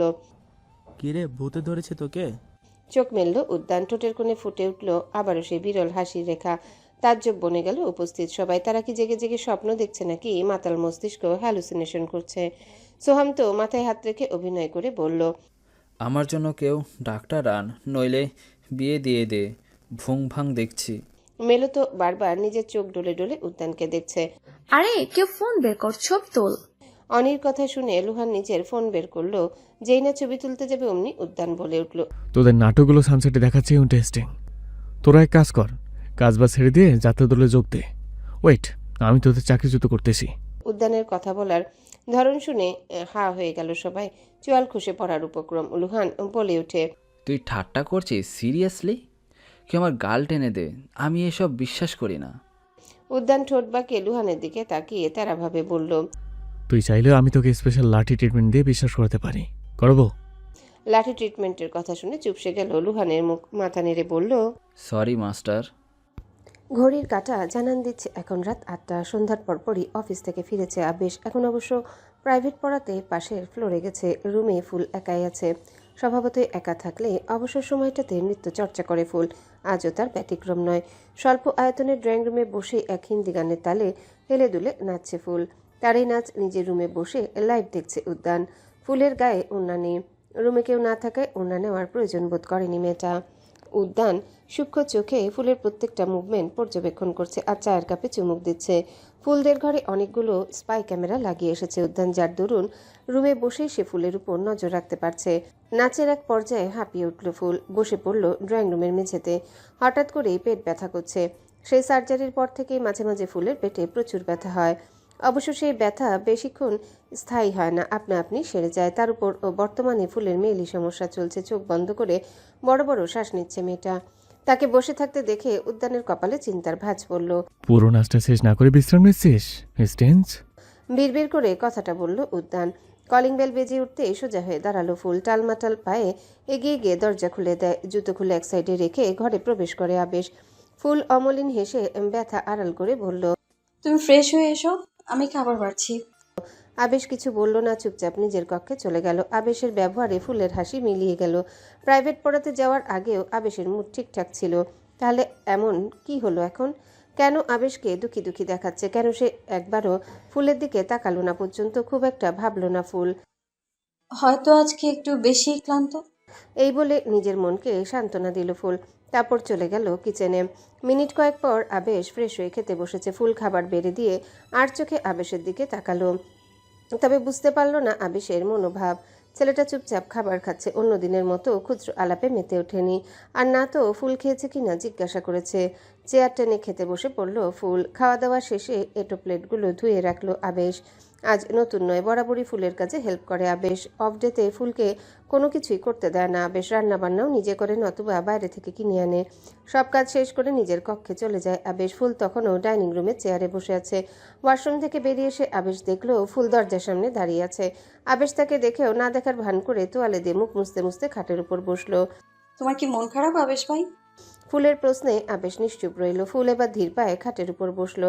আবেশ নিস্তরঙ্গ চোখে ফ্লোরের দিকে তাকিয়ে আছে। তাকে চুপচাপ তাকাতে দেখে কি বলবে না বলবে বুঝে উঠতে পারছে না ফুল। নিজেও বিমূঢ় হয়ে বসে আছে, দৃষ্টি কোলের উপর নিবদ্ধ। তুই সেই দেবেলতাকে কবে থেকে স্বামী হিসেবে মানিস ফুল? আচমকা আবেশের প্রশ্নে চকিত নয়নে তার দিকে তাকালো ফুল। আবেশকে নিষ্প্রাণ দেখাচ্ছে। তার কণ্ঠে না ছিল নমনীয়তা, না ছিল উষ্ণতার ছোঁয়া। সময়টা গ্রীষ্মের শুরু। মাথার উপর সিলিং ফ্যান ঘুরছে। সেই একঘেয়ে শব্দ ব্যতীত পুরো ঘর নিস্তব্ধ। ফুলকে উত্তর খোঁজার জন্য সময় দিয়েছে আবেশ। অবশ্যই এই প্রশ্নের উত্তর জানা নেই ফুলের, কারণ ভুল প্রশ্নের সঠিক উত্তর দেওয়া আদৌ সম্ভব নয়। বেশি সময় নিল না ফুল। ভাবলেশীন গলায় বলল, আমার মানা না মানা কিছু কি পরিবর্তন হবে আবেশ ভাই? আমি যদি তাকে স্বামী হিসেবে না মানি, তাহলে কি সম্পর্ক শেষ হয়ে যাবে? আমি মুক্তি পেয়ে যাব সম্পর্ক নামক অসম্পর্কের বেড়াজাল থেকে? পাবো না তো। তাহলে কেন এমন ভিত্তিহীন প্রশ্ন জিজ্ঞেস করছো? ফুলের কথায় রেগে গেল আবেশ। হাতে থাকা তোয়ালেটা ছুঁড়ে ফেলে দিল মেঝেতে। আমার প্রশ্নের উত্তর পাইনি আমি শুধু জানতে চাই কবে থেকে আসামিকে স্বামী মানতে শুরু করেছিস? আবেশের চিল্লানিতে ঘাবড়ে গেল ফুল। স্তম্ভিত নয়নে তাকালো আবেশের দিকে। রাগে ফোঁসফোঁস করছে আবেশ। চোখের কোণে জল জমলো ফুলের। এর আগে আবেশ কখনোই উচ্চস্বরে কথা বলেনি তার সাথে। ফুলের টলমলে চোখ জোড়া দেখে চোখ বন্ধ করে নিল আবেশ। আমি উত্তর চাই ফুল।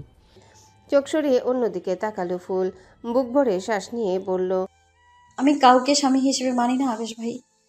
মিথ্যা, মিথ্যা বলছিস তুই।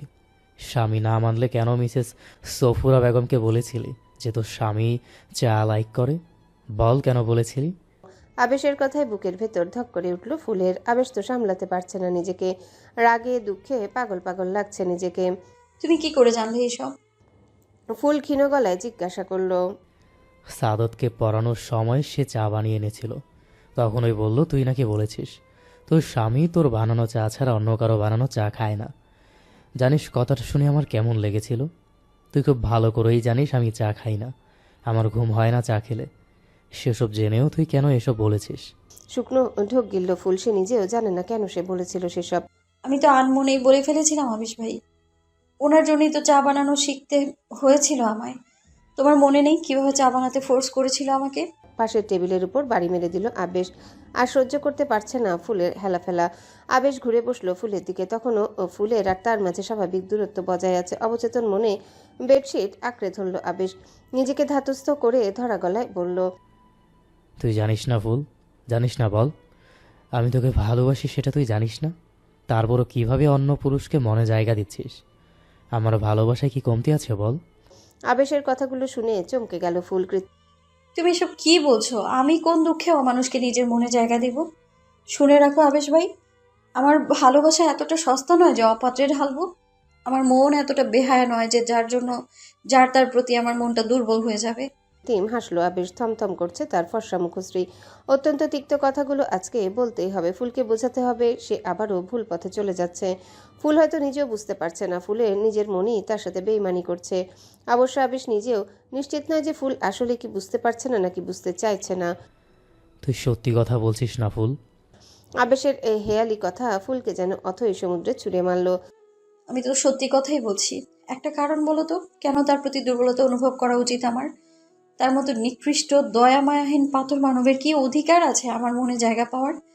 যে লোকটা অন্যদের সামনে আমাকে সার্ভেন্ট হিসেবে পরিচয় করিয়ে দেয়, সেই লোকটা কারণে অকারণে নির্যাতন করে যে। কথাটুকু বলতে বলতে জামার হাতা গুটিয়ে নেয় ফুল। সঙ্গে সঙ্গে ফুলের বাহুর অস্পষ্ট কালো দাগগুলো দৃশ্যমান হয়। আবেশের দিকে হাত বাড়িয়ে দেয় ফুল। অভিযোগে সুরে বলে, এই যে দাগগুলো দেখছো, এই দাগগুলো ক্ষণস্থায়ী, হয়তো আর কিছুদিন পরে মিলিয়ে যাবে, কিন্তু তার করা প্রত্যেকটা আঘাত আমার শরীর ভেদ করে হৃদয়ে ছুঁয়ে গিয়েছিল। আমার হৃদয়ে সেই দাগ চিরস্থায়ী, আজন্ম থেকে যাবে। জানো, যখন আমি জানতে পেরেছিলাম আমার রুমে পরপুরুষ ঢোকার অনুমতি সেই দিয়েছিল, তখন আমি কতটা ক্ষত বিক্ষত হয়েছিলাম। আমার হৃদয়ে দাগ লাগিয়ে দিয়েছে দানবটা। চোখ বন্ধ করে নেয় আবেশ। নিজেকে স্বাভাবিক রাখার প্রয়াসে বড় বড় শ্বাস নেয়। প্রথম যেদিন ফুলের জবানে উদ্যানের কৃতকর্মের কথাগুলো শুনেছিল সেদিন ভেঙে পড়েছিল আবেশ। ওয়াশরুমের ফ্লোরে বসে কতক্ষণ কান্না করেছিল ইয়াত্তা নেই। উদ্যান তার ভাই হয় ব্যাপারটাই যেন সবচেয়ে বেশি লজ্জাজনক লেগেছিল। যেখানে তাকে ঘৃণা করার অজস্র কারণ আছে, অথচ ভালোবাসার একটা কারণও নেই, সেখানে তুমি এভাবে এক্সপেক্ট করো কি করে যে আমি তাকে স্বামী হিসেবে মেনে নিয়েছি? ফুল ভাবলো আবেশ হয়তো তার কথাগুলো বিশ্বাস করে নিয়েছে। অবশ্য ফুল নিজেও এইসব কথায় বিশ্বাস করে। কিছুক্ষণ চুপ থেকে আবেশ বলল, আমি এক্সপেক্ট করিনি ফুল। বাস্তবকে এক্সপেক্ট করতে হয় না, একসেপ্ট করতে হয়। যত দ্রুত তুই বাস্তবকে একসেপ্ট করে নিবি, তত দ্রুতই নিজেকে রক্ষা করতে পারবি। এভাবে পালিয়ে বাঁচা যায় না ফুল। নিজের আত্মার সাথে সম্পর্কের ছিন্ন করে কেউ বাঁচতে পারে না। নিজের অনুভূতিগুলো একসেপ্ট না করে তুই তোর আত্মাকে ধোঁকা দিচ্ছিস। ফুলের পায়ের নিচ থেকে মাটি সরে গেল যেন। বসা থেকে উঠে চিল্লিয়ে বলল, মন গড়া কথা বলো না আবেশ ভাই। আমি সত্যিই তাকে ঘৃণা করি, এতটাই ঘৃণা যে তাকে নিয়ে ভাবতেও চাই না। আমি তাকে নিয়ে ভাবার আগে আমি নিজের মৃত্যু কামনা করি। আবেশ নিজেও বসা থেকে উঠে দাঁড়ালো। ফুল নিজেকে সামলে রাখতে পারছে না। ইচ্ছে করছে চিৎকার করে পুরো পৃথিবীর মানুষকে জানাতে যে আসলে ঘৃণা করে উদ্যানকে। ফুল উদ্যানকে ঘৃণা করে। আবেশ এবার ফুলের বাহু চেপে ধরলো। সঙ্গে সঙ্গে ফুলের শরীর শিউরে উঠল। ছোটার চেষ্টায় মোচড়ামুচি করতে লাগলো। তার অভিব্যক্তি দেখে অকপট হাসলো আবেশ। ধরে নিলাম তুই সত্যি কথা বলছিস। বাস্তবে এই ডেভিল থেকে ভালোবাসার কোনো কারণ নেই, তবে আমাকে ভালোবাসার তো অনেক কারণ আছে ফুল। তুই কি তাহলে আমাকে ভালোবাসিস? ঠোঁট চেপে কান্না আটকানোর চেষ্টা করছে ফুল। আবেশের স্পর্শে শরীরের প্রতিটা স্নায়ুকোষ বিদ্রোহ ঘোষণা করছে, যেন সহ্য করা দুষ্কর হয়ে উঠেছে। ছেড়ে দাও আবেশ ভাই। ফুলের করুণ আর্তনাদে আবেশের হাত আলগা হয়ে আসলো, পুরোপুরি ছাড়ে না ফুলকে। তুই নিজেও খুব ভালো করেই জানিস আমার স্পর্শ সবচেয়ে নিরাপদ তোর জন্য, তবুও কেন সহ্য করতে পারছিস না? উত্তর দে, তোর মনে কি চলছে? কেন এই 3 মাসে তোর চোখে আমি ভালোবাসা খুঁজে পাইনি? এর আগে না হয় অবুঝ ছিলি, আমার ভালোবাসা সম্পর্কে ধারণা ছিল না, এখন তো আছে, তারপরও কেন? ডুকরে কেঁদে উঠল ফুল। নিজে থেকে আবেশের হাত সরিয়ে দিয়ে কয়েক পা দূরে সরে গেল। কান্নাজড়িত কণ্ঠে ভেঙে ভেঙে বলল, কারণ এসব হারাম। তোমার ভালোবাসাটা হারাম আবেশ ভাই। আমার মন হারাম জিনিস গ্রহণে প্রতিরোধ গড়ে তুলছে। ফুলের কথায় আবেশ থমকে গেল। কয়েক মুহূর্ত লাগলো কথাগুলো বিশ্লেষণ করতে। কথাগুলোর অর্থ বোধগম্য হতে আবেশ পুনরায় ফুলকে টেনে নিজের দিকে ঘুরালো। আবেশের রক্তিম চোখ জোড়া দেখে ফুলের গলা শুকিয়ে এলো। কি বললি তুই? আমার ভালোবাসাটা হারাম? ফুল মাথা নিচু করে ফ্লোরের দিকে তাকালো। কি বলবে সে? মাঝে মাঝে সত্য কথাগুলো মিথ্যার তুলনায় বড় দুর্যোগ বয়ে আনে। সেই রকম পরিস্থিতিতেই পড়েছে সে। আমি সেভাবে বলতে চাইনি আবেশ ভাই। কিভাবে বলতে চেয়েছিস ফুল? বল, আমি শুনছি। আবেশের গলা এবার আটকে আসছে, বড় বড় শ্বাস নিচ্ছে, হাত পা কাঁপছে। আবেশের অস্থিরতা বুঝতে পারল ফুল, কিন্তু আবেশের অনুভূতি সম্পর্কে বেখেয়ালি ফুল বুঝে উঠতে পারল না। আবেশের মন ভাঙন রোধে কি করা উচিত? তবু অনেক ভাবনা চিন্তা করে ফুল বলল, আমি বলতে চেয়েছি যত দ্রুত সম্ভব আমি তাকে ডিভোর্স দিতে চাই, তারপর আমি তোমায় বিয়ে করে নেব। ফুলের একটা কথা আবেশকে শান্ত করে দেওয়ার জন্য যথেষ্ট ছিল। ফুল নিজেও এই সিদ্ধান্তে অটল। এতে নিজের আত্মার সাথে সম্পর্ক ছিন্ন হলেও ফুলের কিছুই যায় আসে না। বেহায় আত্মার সাথে কোনো সম্পর্ক রাখতেও চায় না ফুল। অবশ্য ফুল বিশ্বাস করে তার জন্য আবেশের ভালোবাসা হালাল হয়ে গেলে সেই ভালোবাসা গ্রহণে তার মন আর বাধা দেবে না। ফুল এও বিশ্বাস করে যাকে তুমি ভালোবাসো তার থেকে যে তোমাকে ভালোবাসে তার সাথে বেশি ভালো থাকা যায়, সেই তোমার যোগ্য এবং পরিশেষে সেই তোমাকে ডিজার্ভ করে। এতে করে পুরো একটা জীবন ভালোবাসাবিহীন অবহেলা পেয়ে কাটাতে হয় না। উদ্যানকে ডিভোর্স দিয়ে ফুল নিঃসংকোচে বিয়ে করে নেবে আবেশকে। ফুলের ভাবনার মাঝে আবেশ বলে উঠল, তোর আর রেবিলটার নিকানামা জোগাড় করে ফেলেছি আমি। আচমকা হেনু কথা শুনে হকচকিয়ে গেল ফুল। জোরপূর্বক হেসে বলল, তাই নাকি? কিভাবে পেলে? আবেশ এগিয়ে গেল টেবিলের দিকে। সেখান থেকে মানিব্যাগটা তুলে পকেটে রাখতে রাখতে বলল, আকরাম চাচার ছেলে ঢাকায় গিয়েছে, আমি নাম ঠিকানা সহ প্রয়োজনীয় তথ্য লিখে দিয়েছিলাম, সেখান থেকেই নিকাহনামা জোগাড় করতে সক্ষম হয়েছে। দম আটকে এলো ফুলের। তবু হাস্যোজ্জ্বল গলায় বলল, সে তো তাহলে অনেক বড় উপকার করলো। এবার ফিরলে তাকে নিয়ে এসো, নিজ হাতে রান্না করে খাওয়াবো। ফুলের হাসি হাসি মুখ দেখে আবেশও খুশি হয়ে গেল। এই প্রথম হয়তো সে ফুলের মনোভাব বুঝতে ব্যর্থ হয়েছে। দরজা পর্যন্ত এগিয়ে গেলে আবেশ পেছন ঘুরে বলল, চল তোকে সি বিচ থেকে ঘুরিয়ে আনি। আবেশের কথা শুনে ফুলের চোখ জোড়া মুক্তদানার ন্যায় চকচক করে উঠল, কিন্তু পরপরই নিস্তেজ গলায় বলল, এখন তো রাত। দরজার সাথে হেলান দিয়ে দাঁড়ালো আবেশ। উৎফুল্ল কণ্ঠে বলল, তাতে কি হয়েছে ওয়ার্ল্ড ফায়ার? আমি আছি না? আমার সাথে যখন যাচ্ছিস আনন্দলোকেই যাচ্ছিস। আনন্দলোকে দিন রাত ম্যাটার করে না, সব সময় আনন্দ উপভোগ করা যায়। ফুলের ঠোঁটের কোণে স্ফীত হাসি ফুটে উঠল। সেই সাথে মনে পড়ে গেল উদ্যানের বলা কথাটা। আমার সাথে যখন যাচ্ছিস জাহান্নামে যাচ্ছিস। পুরো রুম জুড়ে পায়চারি করছে উদ্যান। এতক্ষণ যাবৎ ফুল আবেশের রুমে কি করছে বুঝে উঠতে পারছেন। এর আগে আবেশ থাকাকালীন ফুল কখনোই যায়নি আবেশের রুমে, গেলেও এতক্ষণ তাকেনি। আর উদ্যানও আবেশের রুমে কোনো প্রকার স্পাই ক্যামেরা বা মাইক্রোফোন লাগায়নি, লাগানোর প্রয়োজন বোধ করেনি। ধৈর্যের বাঁধ ভেঙে যাচ্ছে। এক পর্যায়ে দেয়ালে লাগানো স্ক্রিনের দিকে তাকিয়ে দাঁতে দাঁত চিপে উদ্যান বলে ওঠে, শুধুমাত্র নিজের সমস্যার জন্য তোমাকে এখানে ফেলে রেখেছি মিসেস ভুল। খুব শীঘ্রই আমাদের আবারও দেখা হবে, আর মাত্র কয়েকটা মাস। তারপর আমি তোমাকে আস্তে পেস্টে নিজের সাথে জড়িয়ে নেব। Get ready for that. তন্মধ্যে স্ক্রিনে ফুলের উপস্থিতি পরিলক্ষিত হয়। স্ক্রিনে দেখা যাচ্ছে ফুল আর আবেশ রুম থেকে বেরিয়ে বাইরে কোথাও যাচ্ছে। এটা দেখে উদ্যান হাতে থাকা রিমোটের বোতাম টিপে স্ক্রিন অফ করে দেয়। তারপর এগিয়ে যায় কি হোল্ডারের দিকে। সেখান থেকে বাইকের চাবি নিয়ে ঘুরে তাকায় ফ্লোরের দিকে। টয়ের সাথে খেলা করছে তান। উদ্যান সেদিকে তাকিয়ে থাকে কিছুক্ষণ, তারপর এক হাত পকেটে ঢুকিয়ে রুম থেকে বেরিয়ে যায়। লিভিং রুমে এসে দেখে হৃদমও কোথাও একটা যাওয়ার প্রস্তুতি নিচ্ছে। উদ্যানকে দেখে হৃদম জিজ্ঞাসা করে, কোথাও যাচ্ছিস? উদ্যান মাথা নেড়ে বলে, শহরের দিকে যাচ্ছি। তুই? হাতে বাইকিং গ্লাভস পরতে পরতে হৃদম বলল, আমিও সেদিকেই যাচ্ছি, চল একসাথে যাই। উদ্যান সম্মতি জানিয়ে কনসোলের বোতাম টিপে রুমাকে ডাকে। রুমা হাজির হতেই তাকে বলে, আমি বাইরে যাচ্ছি, আজকে আর ফিরবো না। টানের দিকে খেয়াল রাখিস, আমাকে না পেলে আবার মন খারাপ করে বসে থাকবে। আচ্ছা মাস্টার। রুমা হালকা মাথা নিচু করে উদ্যানের রুমের দিকে চলে গেল। রিদম কোনা চোখে তাকিয়ে আছে উদ্যানের দিকে। কয়েকদিন যাবৎ উদ্যানকে বড্ড অচেনা অচেনা লাগে। মনে হয় এ আবার কে, এ তো তেহজিব নয়। এত কোমলতা ভদ্র মিষ্টভাষী ছেলেটা তেহজিব হতেই পারে না। রিদমের দৃষ্টি উপেক্ষা করে হাঁটা ধরল উদ্যান। বিড়বিড় করে বলল,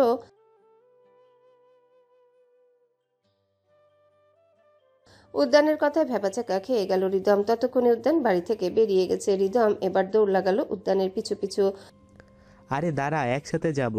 বড় বড় পা ফেলে উদ্যানের পাশাপাশি হাঁটতে সক্ষম হলো রিদম। পার্কিং লটের দিকে অগ্রসর হতে লাগলো। তন্মধ্যে রিদম সুযোগ পেয়ে প্রশ্ন করে বসলো, বোকা ফুলকে এখনো খুঁজছিস তুই? থেমে গেল উদ্যান। ভ্রু কুচকে তাকালো রিদমের দিকে। বোকা ফুল? এটা আবার কেমন ফুল? আর এমন অদ্ভুত ফুলকে আমি বা কেন খুঁজতে যাব? কোন দুঃখে? হেসে উঠল রিদম। উদ্যানের কনফিউজড মুখখানা দেখে বেশ মজা পেয়ে গেল। আমি কোনো ফুলকে খোঁজার কথা বলিনি, তোর পার্সোনাল মেটকে খোঁজার কথা বলেছি। রিদমের কথায় উদ্যানের দৃষ্টি নিগুড়ো হলো। পুনরায় হাঁটা ধরে বলল, খুঁজি, তবে খোঁজ পাইনি এখনো। উদ্যানের কথার প্রেক্ষিতে রিদম সরল গলায় বলল, এখনো খুঁজে চলেছিস, তাও আবার একা একা? লুহান আর মোলার সাহায্য নিতে পারিস। রিদমের কথা সম্পূর্ণভাবে এড়িয়ে গেল উদ্যান। মেয়েটার নাম বোবা ফুল হলো কবে থেকে? উদ্যানের প্রশ্নে মুখ বাঁকালো রিদম। আরে ওকে শুরু থেকেই বোকা শোকা টাইপের লেগেছে। আমি আবার মেয়েদের ফেস দেখলেই ক্যাটাগরি অনুমান করতে পারি। তারপর চার্চের সাথে সেই ইনসিডেন্টের পর মেয়েটা তো নিজেকে বোকা হিসেবে প্রমাণ করে দিয়েছে। উদ্যান আর কিছু বলল না। ফুল যে বোকা সেটা সেও জানে। সমুদ্রের তীর ঘেঁষে হেঁটে যাচ্ছে ফুল আর আবেশ। আজকের সমুদ্র উত্তাল বেশ। বিকট গর্জন তুলে একের পর এক ঢেউ আছড়ে পড়ছে বেলাভূমিতে। ফুলের এক হাতে কুলফি মালায়, আরেক হাতে চকলেট। সে তো আইসক্রিম খাওয়ায় ব্যস্ত, আর আবেশ ব্যস্ত নিজের বুনো ফুলের উচ্ছ্বাস দেখতে। হঠাৎ করে ফুলের নজর যায় আবেশের হাতের দিকে। এ কি, তোমার আইসক্রিম তো গলে পানি হয়ে গেল, খেলে না কেন? অপ্রস্তুত হয়ে পড়ল আবেশ। হাতের দিকে তাকিয়ে দেখলো সত্যি সত্যি আইসক্রিম গলে গেছে। চোখ মুখ কুচকে গেল ফুলের। পার্স থেকে টিস্যু বের করে আবেশের দিকে এগিয়ে দিল। বোকা হেসে ফুলের থেকে টিস্যু নিয়ে হাত মুছতে লাগলো আবেশ। খেয়াল কোন দিকে ছিল তোমার? হ্যাঁ, চোখ সরিয়ে এদিক সেদিক তাকিয়ে আমতা আমতা করতে লাগলো আবেশ। আমি ভুলে গিয়েছিলাম আইসক্রিমের কথা। আবেশের মিনমিনিয়ে বলা কথাটা ঠিক বুঝতে উঠতে পারল না ফুল। প্রসঙ্গ পাল্টে বলল, 2 দিন পর ভর্তি পরীক্ষা আছে, আমি একা একা কিভাবে যাব? একা একা যাবি কেন? আমি আছি না, আমি নিয়ে যাব। অফিসে কথা বলেই রেখেছি, সেদিন ছুটি নিয়ে অফ ডেতে ডিউটি করে পুষিয়ে দেব। আবেশের কথায় চিন্তামুক্ত হলো ফুল। স্বস্তির নিঃশ্বাস ফেলে সমুদ্রের দিকে দৃষ্টি নিক্ষেপ করলো। রাত হতে সমুদ্রের এত কাছে খুব একটা মানুষ নেই। যারা আছে তারা সবাই সি সাইড মার্কেটের আশেপাশে আছে। লোকজন কম নেই, অসংখ্য লোকজন। এই নিয়ে ফুল কয়বার এখানে এসেছে হিসেব নেই। চলো আবেশ ভাই, বাড়িতে ফিরে যাই, কাল তো আবার ডিউটি আছে তোমার। ফুলের কথায় সম্মতি জানিয়ে হাঁটা ধরল আবেশ। তখনই পেছন থেকে কেউ একজন বলে উঠে, একা একা মেয়ে নিয়ে ঘুরছিস, ব্যাপারটা ঠিক হজম হচ্ছে না। আবেশ ও ফুল দুজনাই পেছনে ঘুরে তাকায়। সামনে দাঁড়িয়ে আছে 3 জন লোক। দেখে স্থানীয় বলে মনে হচ্ছে। ঠোঁটের কোণে লেগে আছে অশ্লীল হাসি। তাদের অঙ্গভঙ্গি দেখে আবেশের পেছনে সিটিয়ে গেল ফুল। 3 জনের মধ্যে থেকে একজন উকি মেরে তাকায় ফুলের দিকে। ভয় পাচ্ছিস কেন মেয়ে? এই ছেলেটার সাথে তো দিব্যি ঘুরে বেড়াচ্ছিস, আমাদের সামনে নাটক করছিস কেন? আবেশ এবার সতর্ক চোখে তাদের দিকে তাকিয়ে ফুলকে আড়াল করে নিল। ও আমার বউ, যেতে দেওয়া আমাদেরকে। আবেশের কথার প্রতি উত্তরে লাঠিধারী যুবকটি বলে উঠল, স্বামীকে কেউ ভাই বলে ডাকে না রে শালা। আমি স্পষ্ট শুনেছি মেয়েটা তোকে আবেশ ভাই বলে ডেকেছিল। বলেই সমস্বরে হেসে ওঠে লোকগুলো। তাদের সে বিদঘুটে হাসি দেখে ফুলের গলা শুকিয়ে এলো। আবেশের শার্ট খামচে ধরে নিম্ন গলায় বলল, কথার কাটাকাটি করো না, পালাই চলো। আবেশ নিজেও বুঝলো এদের সাথে কথা বাড়ানো মানে আরো বেশি করে ঝামেলায় জড়িয়ে যাওয়া। বুক ভরে শ্বাস টেনে নিল আবেশ। তারপর একদম হঠাৎ করে ফুলের হাত ধরে দৌড় লাগালো, কিন্তু বেশি দূর যেতে পারল না। তার আগেই 2 জন লোক সামনে থেকে এসে তাদের ঘিরে ফেললো। ফুলকে টেনে নিজের পিছনে লুকিয়ে ফেললো আবেশ। সাবধানী দৃষ্টিতে আশেপাশে থাকা 5 জন লোকের দিকে তাকিয়ে ফুলের উদ্দেশ্যে ফিসফিসিয়ে বলল, সুযোগ পাওয়া মাত্রই দৌড়ে চলে যাবে, আমার জন্য অপেক্ষা করবি না। যেখানে মানুষের ভিড় আছে সেখানে গিয়ে দাঁড়াবি। ফুলের বুকের ভেতর মোচড় দিয়ে উঠল। মাথা নেড়ে বলল, আমি তোমাকে রেখে যাব না। চোখ বন্ধ করে নিল আবেশ। কঠোর গলায় বলল, আমাকে ওরা কিছুই করবে না, ওদের নজর তোর উপর। বোঝার চেষ্টা কর, আবেগে গা ভাসালে চলবে না। আমি বলার সঙ্গে সঙ্গে সর্বশক্তি খাটিয়ে দৌড় লাগাবি। নইলে কিন্তু পরিস্থিতি হাতের বাইরে চলে যাবে। উপায়হীন ফুল বুঝে উঠতে পারল না তার কি করা উচিত। বুক ফেটে কান্না বেরিয়ে আসছে, হাত পা অস্বাভাবিক কাঁপছে। তাকে ভাবনা চিন্তা করার সময়টুকু দিল না। বেশুট করে পেছনে ঘুরে দু হাতে দুজনার মুখ বরাবর ঘুষি মেরে দিল। ফুলের উদ্দেশ্যে চিল্লিয়ে বলল, রান ফুল রান। ফুলের পা স্বয়ংক্রিয়ভাবে দৌড় লাগালো। খানিকটা দূর গিয়ে পেছনে ফিরে দেখলো লাঠিধারী লোকটা আবেশের পায়ে বাড়ি মেরেছে। ফুলকে থেমে যেতে দেখে আবেশ আবারও বলল, don't stop, run as fast as you can. হাউমাউ করে কেঁদে উঠে ফুল। তবুও সাহায্য পাওয়ার আশায় কাউকে খুঁজে আনার লক্ষ্যে প্রাণপণে দৌড়াতে লাগলো। জঙ্গলের আঁকাবাঁকা রাস্তা ধরে ছুটে চলেছে উদ্যান আর রিদম। বাইকের গতি দেখেই বোঝা যাচ্ছে রেস করছে তারা। রিদমের থেকে বেশ এগিয়ে আছে উদ্যান, তবুও স্বভাবতই ফুল স্পিডে বাইক রাইড করছে সে। তখনই কাজে বাগড়া দিয়ে গুমগুম শব্দে ফোন বেজে উঠে। ভ্রুক্ষেপ করে না উদ্যান, কিন্তু এক নাগাড়ি বেজে চলেছে ফোনের অবাধ্য রিংটোন। প্রচণ্ড বিরক্তি নিয়ে কানে থাকা ব্লুটুথের সাহায্যে কল রিসিভ করে উদ্যান রকচটা কণ্ঠে শুধায়। কে? অপর পাশ থেকে এমন কিছু ভেসে এলো যা শোনার জন্য প্রস্তুত ছিল না উদ্যান। ঘটনার রেশে বাইকের স্পিড কমিয়ে দিল উদ্যান। ব্যস্ত গলায় বলল, মেয়েটাকে যেন কেউ টাচ করতে না পারে, ওরে সাহায্য কর। উদ্যানের অনুমতি পেয়ে কল কেটে দেয় অপর পাশে থাকা লোকটা। এই ফাঁকে উদ্যানকে ওভারটেক করে চলে যায় রিদম। ঘটনার ঘূর্ণিপাকে বিরক্তির মাত্রা তত্তর করে বেড়ে গেল উদ্যানের। দাঁতে দাঁত পিষে পুনরায় বাইকের স্পিড বাড়িয়ে দিল। আবেশকে রেখে অনেকটাই দূরে চলে এসেছে ফুল। আর কিছুটা দূরে গেলেই মানুষজনের উপস্থিতি। আচমকা ফুল দেখলো কয়েকজন লোক সামনের দিক থেকে তার দিকে এগিয়ে আসছে। ভীত সন্ত্রস্ত ফুল হাঁপাতে হাঁপাতে হাত জোর করে বলল, আমায় যেতে দিন, ছেড়ে দিন আমায়। লোকগুলা কিছু বলল না, শুধু মূর্তির মতো দাঁড়িয়ে রইল। তাদেরকে জড়বস্তুর ন্যায় দাঁড়িয়ে থাকতে দেখে ফুল কিছুটা সাহস সঞ্চয় করে বলল, আমায় সাহায্য করুন, আবেশ ভাইকে বাঁচান। লোকগুলো এখনো নিশ্চুপ। ফুল বুঝতে পারলো এরা তার কোনো সাহায্যই করবে না। সে তাদেরকে পাশ কাটিয়ে দুপা এগিয়ে যেতে পেছন থেকে আবেশের ডাক ভেসে আসে। দাঁড়া ফুল। চকিত নয়নে পিছনে ফিরে তাকায় ফুল। হাঁটুতে হাত রেখে খুঁড়িয়ে খুঁড়িয়ে হেঁটে আসছে আবেশ। এক ছুটে আবেশের কাছে চলে যায় ফুল। তুমি ঠিক আছো আবেশ ভাই? ফুলের কান্নাজড়িত কণ্ঠ শুনে আবেশের মুখে হাসি ফুটে ওঠে। সেই হাসি সুখের বা আনন্দের নয়, বরং বেদনা মিশ্রিত হাসি। তুই ঠিক আছিস ফুল? আমি তো ভয়েই পেয়ে গিয়েছিলাম। ওরা দুজন মিলে আমাকে আটকে রেখে বাকি তিনজন তোর পিছু পিছু এসেছিল। আবেশের কথা শুনে হালকা ঘাড় বাঁকিয়ে পাশে ফিরে তাকায় ফুল, কিন্তু কিছুক্ষণ আগে থাকা লোকগুলো আর সেখানে খুঁজে পায় না। কোথায় হাওয়া হয়ে গেল লোকগুলো? তোমায় মেরেছে ওরা আবেশ ভাই? আবেশের হাঁটুতে হাত বুলিয়ে দিতে লাগলো ফুল। আবেশ ফুলের মাথায় হাত রেখে বলল, না, দুটো বাড়ি লেগেছিল। তারপরও আমিও ওদের দুজনকে ধাক্কা দিয়ে তোর পিছু পিছু চলে এসেছি, কিন্তু প্রতিমধ্যেই ওদের কাউকে আর খুঁজে পেলাম না। তোর পেছনে পেছনে যারা এসেছিল তারা কোথায় গেল? ভয়ে ভয়ে এদিক সেদিক তাকাতে লাগলো ফুল। তাকে ভয় পেতে দেখে আশ্বস্ত দিল আবেশ। মনে হয় চলে গেছে, ভয় পাস না। শুকনো ঢোক গিলে উপর নিচ মাথা নাড়ালো ফুল। অদ্ভুত দেখতে লোকগুলো হঠাৎ করে এসে আবার হঠাৎ করে ভ্যানিশ হয়ে গেল কিভাবে তা বুঝে উঠতে পারল না। ঘড়ির কাঁটায় রাত 10:30। ডাইনিং টেবিলে বসে ডিনার করছেন মাহবুবা সুলতানা, রেহানা বেগম আর মেহেক। কারো মুখে কোনো কথা নেই। নীরবতা ভেঙে মেহেক বলে ওঠে, 2 দিন পর ভর্তি পরীক্ষাটা দিয়ে আমি বাড়িতে চলে যাব খালামণি। মাহবুবা সুলতানা কিছু বললেন না, যেন সে শুনতেই পাননি মেহেকের কথা। এই ব্যাপারগুলোই আর মেহেকের ভালো লাগে না। মাহবুবা সুলতানা বলতে গেলে কোনো কথাই বলেন না কারোর সাথে। অগত্যা রেহানা বেগমই বললেন, ঠিক আছে, কিন্তু কয়দিন থাকবা? প্লেটের দিকে তাকিয়ে রইল মেহেক। শান্ত গলায় বলল, জুলাই মাস থেকে ক্লাস শুরু হবে, তার কয়েকদিন আগে আসবো। ভর্তি পরীক্ষার 4 মাস পরে ক্লাস শুরু হবে। রেহানা বেগমের প্রশ্নে হ্যাঁ বোধক মাথা নাড়ে মেহেক। টেবিল জুড়ে আবারও পিনপতন নীরবতা ভর করে। তন্মধ্যেই কলিং বেলের আওয়াজ ভেসে আসে। একজন সার্ভেন্ট গিয়ে দরজা খুলে দিতে ভেতরে প্রবেশ করলো উদ্যান। তাকে দেখে চমকে উঠল মেহেক। মাহবুবা সুলতানা নিজের চোখে প্লেটের দিকেই তাকিয়ে আছেন। রেহানা বেগমও খুব একটা অবাক হয়েছেন বলে মনে হলো না। হাতে থাকা হেলমেটটা সোফার উপর ছুঁড়ে ফেলে দিয়ে সিঁড়ি দিয়ে উপরে উঠতে লাগলো উদ্যান। কয়েক ধাপ উপরে উঠে থেমে গেল সে। পুনরায় নেমে এসে ডাইনিং টেবিলের সামনে গিয়ে দাঁড়ালো। টেবিলের উপরে চোখ বুলিয়ে উৎসুক গলায় বলল, wow, the food looks really tempting, smell great too, I think I should taste it. একটা চেয়ার টেনে ধপ করে বসে পড়ল উদ্যান। সে বসার সঙ্গে সঙ্গে আবহাওয়া পরিবর্তন হয়ে গেল। এতক্ষণ যাবৎ বেখিয়ালি থাকা মাহবুবা সুলতানও হতভম্ব হয়ে তাকিয়ে আছেন উদ্যানের দিকে। যে ছেলেটাই বাড়িতে থাকাকালীন নিজের রুমে একা একা বসে খাবার খেয়েছে, সেই ছেলেটা নিজে থেকে তাদের সাথে এক টেবিলে খেতে বসে পড়েছে। তা আবার আবেশের সাথে ফুল পালিয়ে যাবার 3 মাস পর এসে।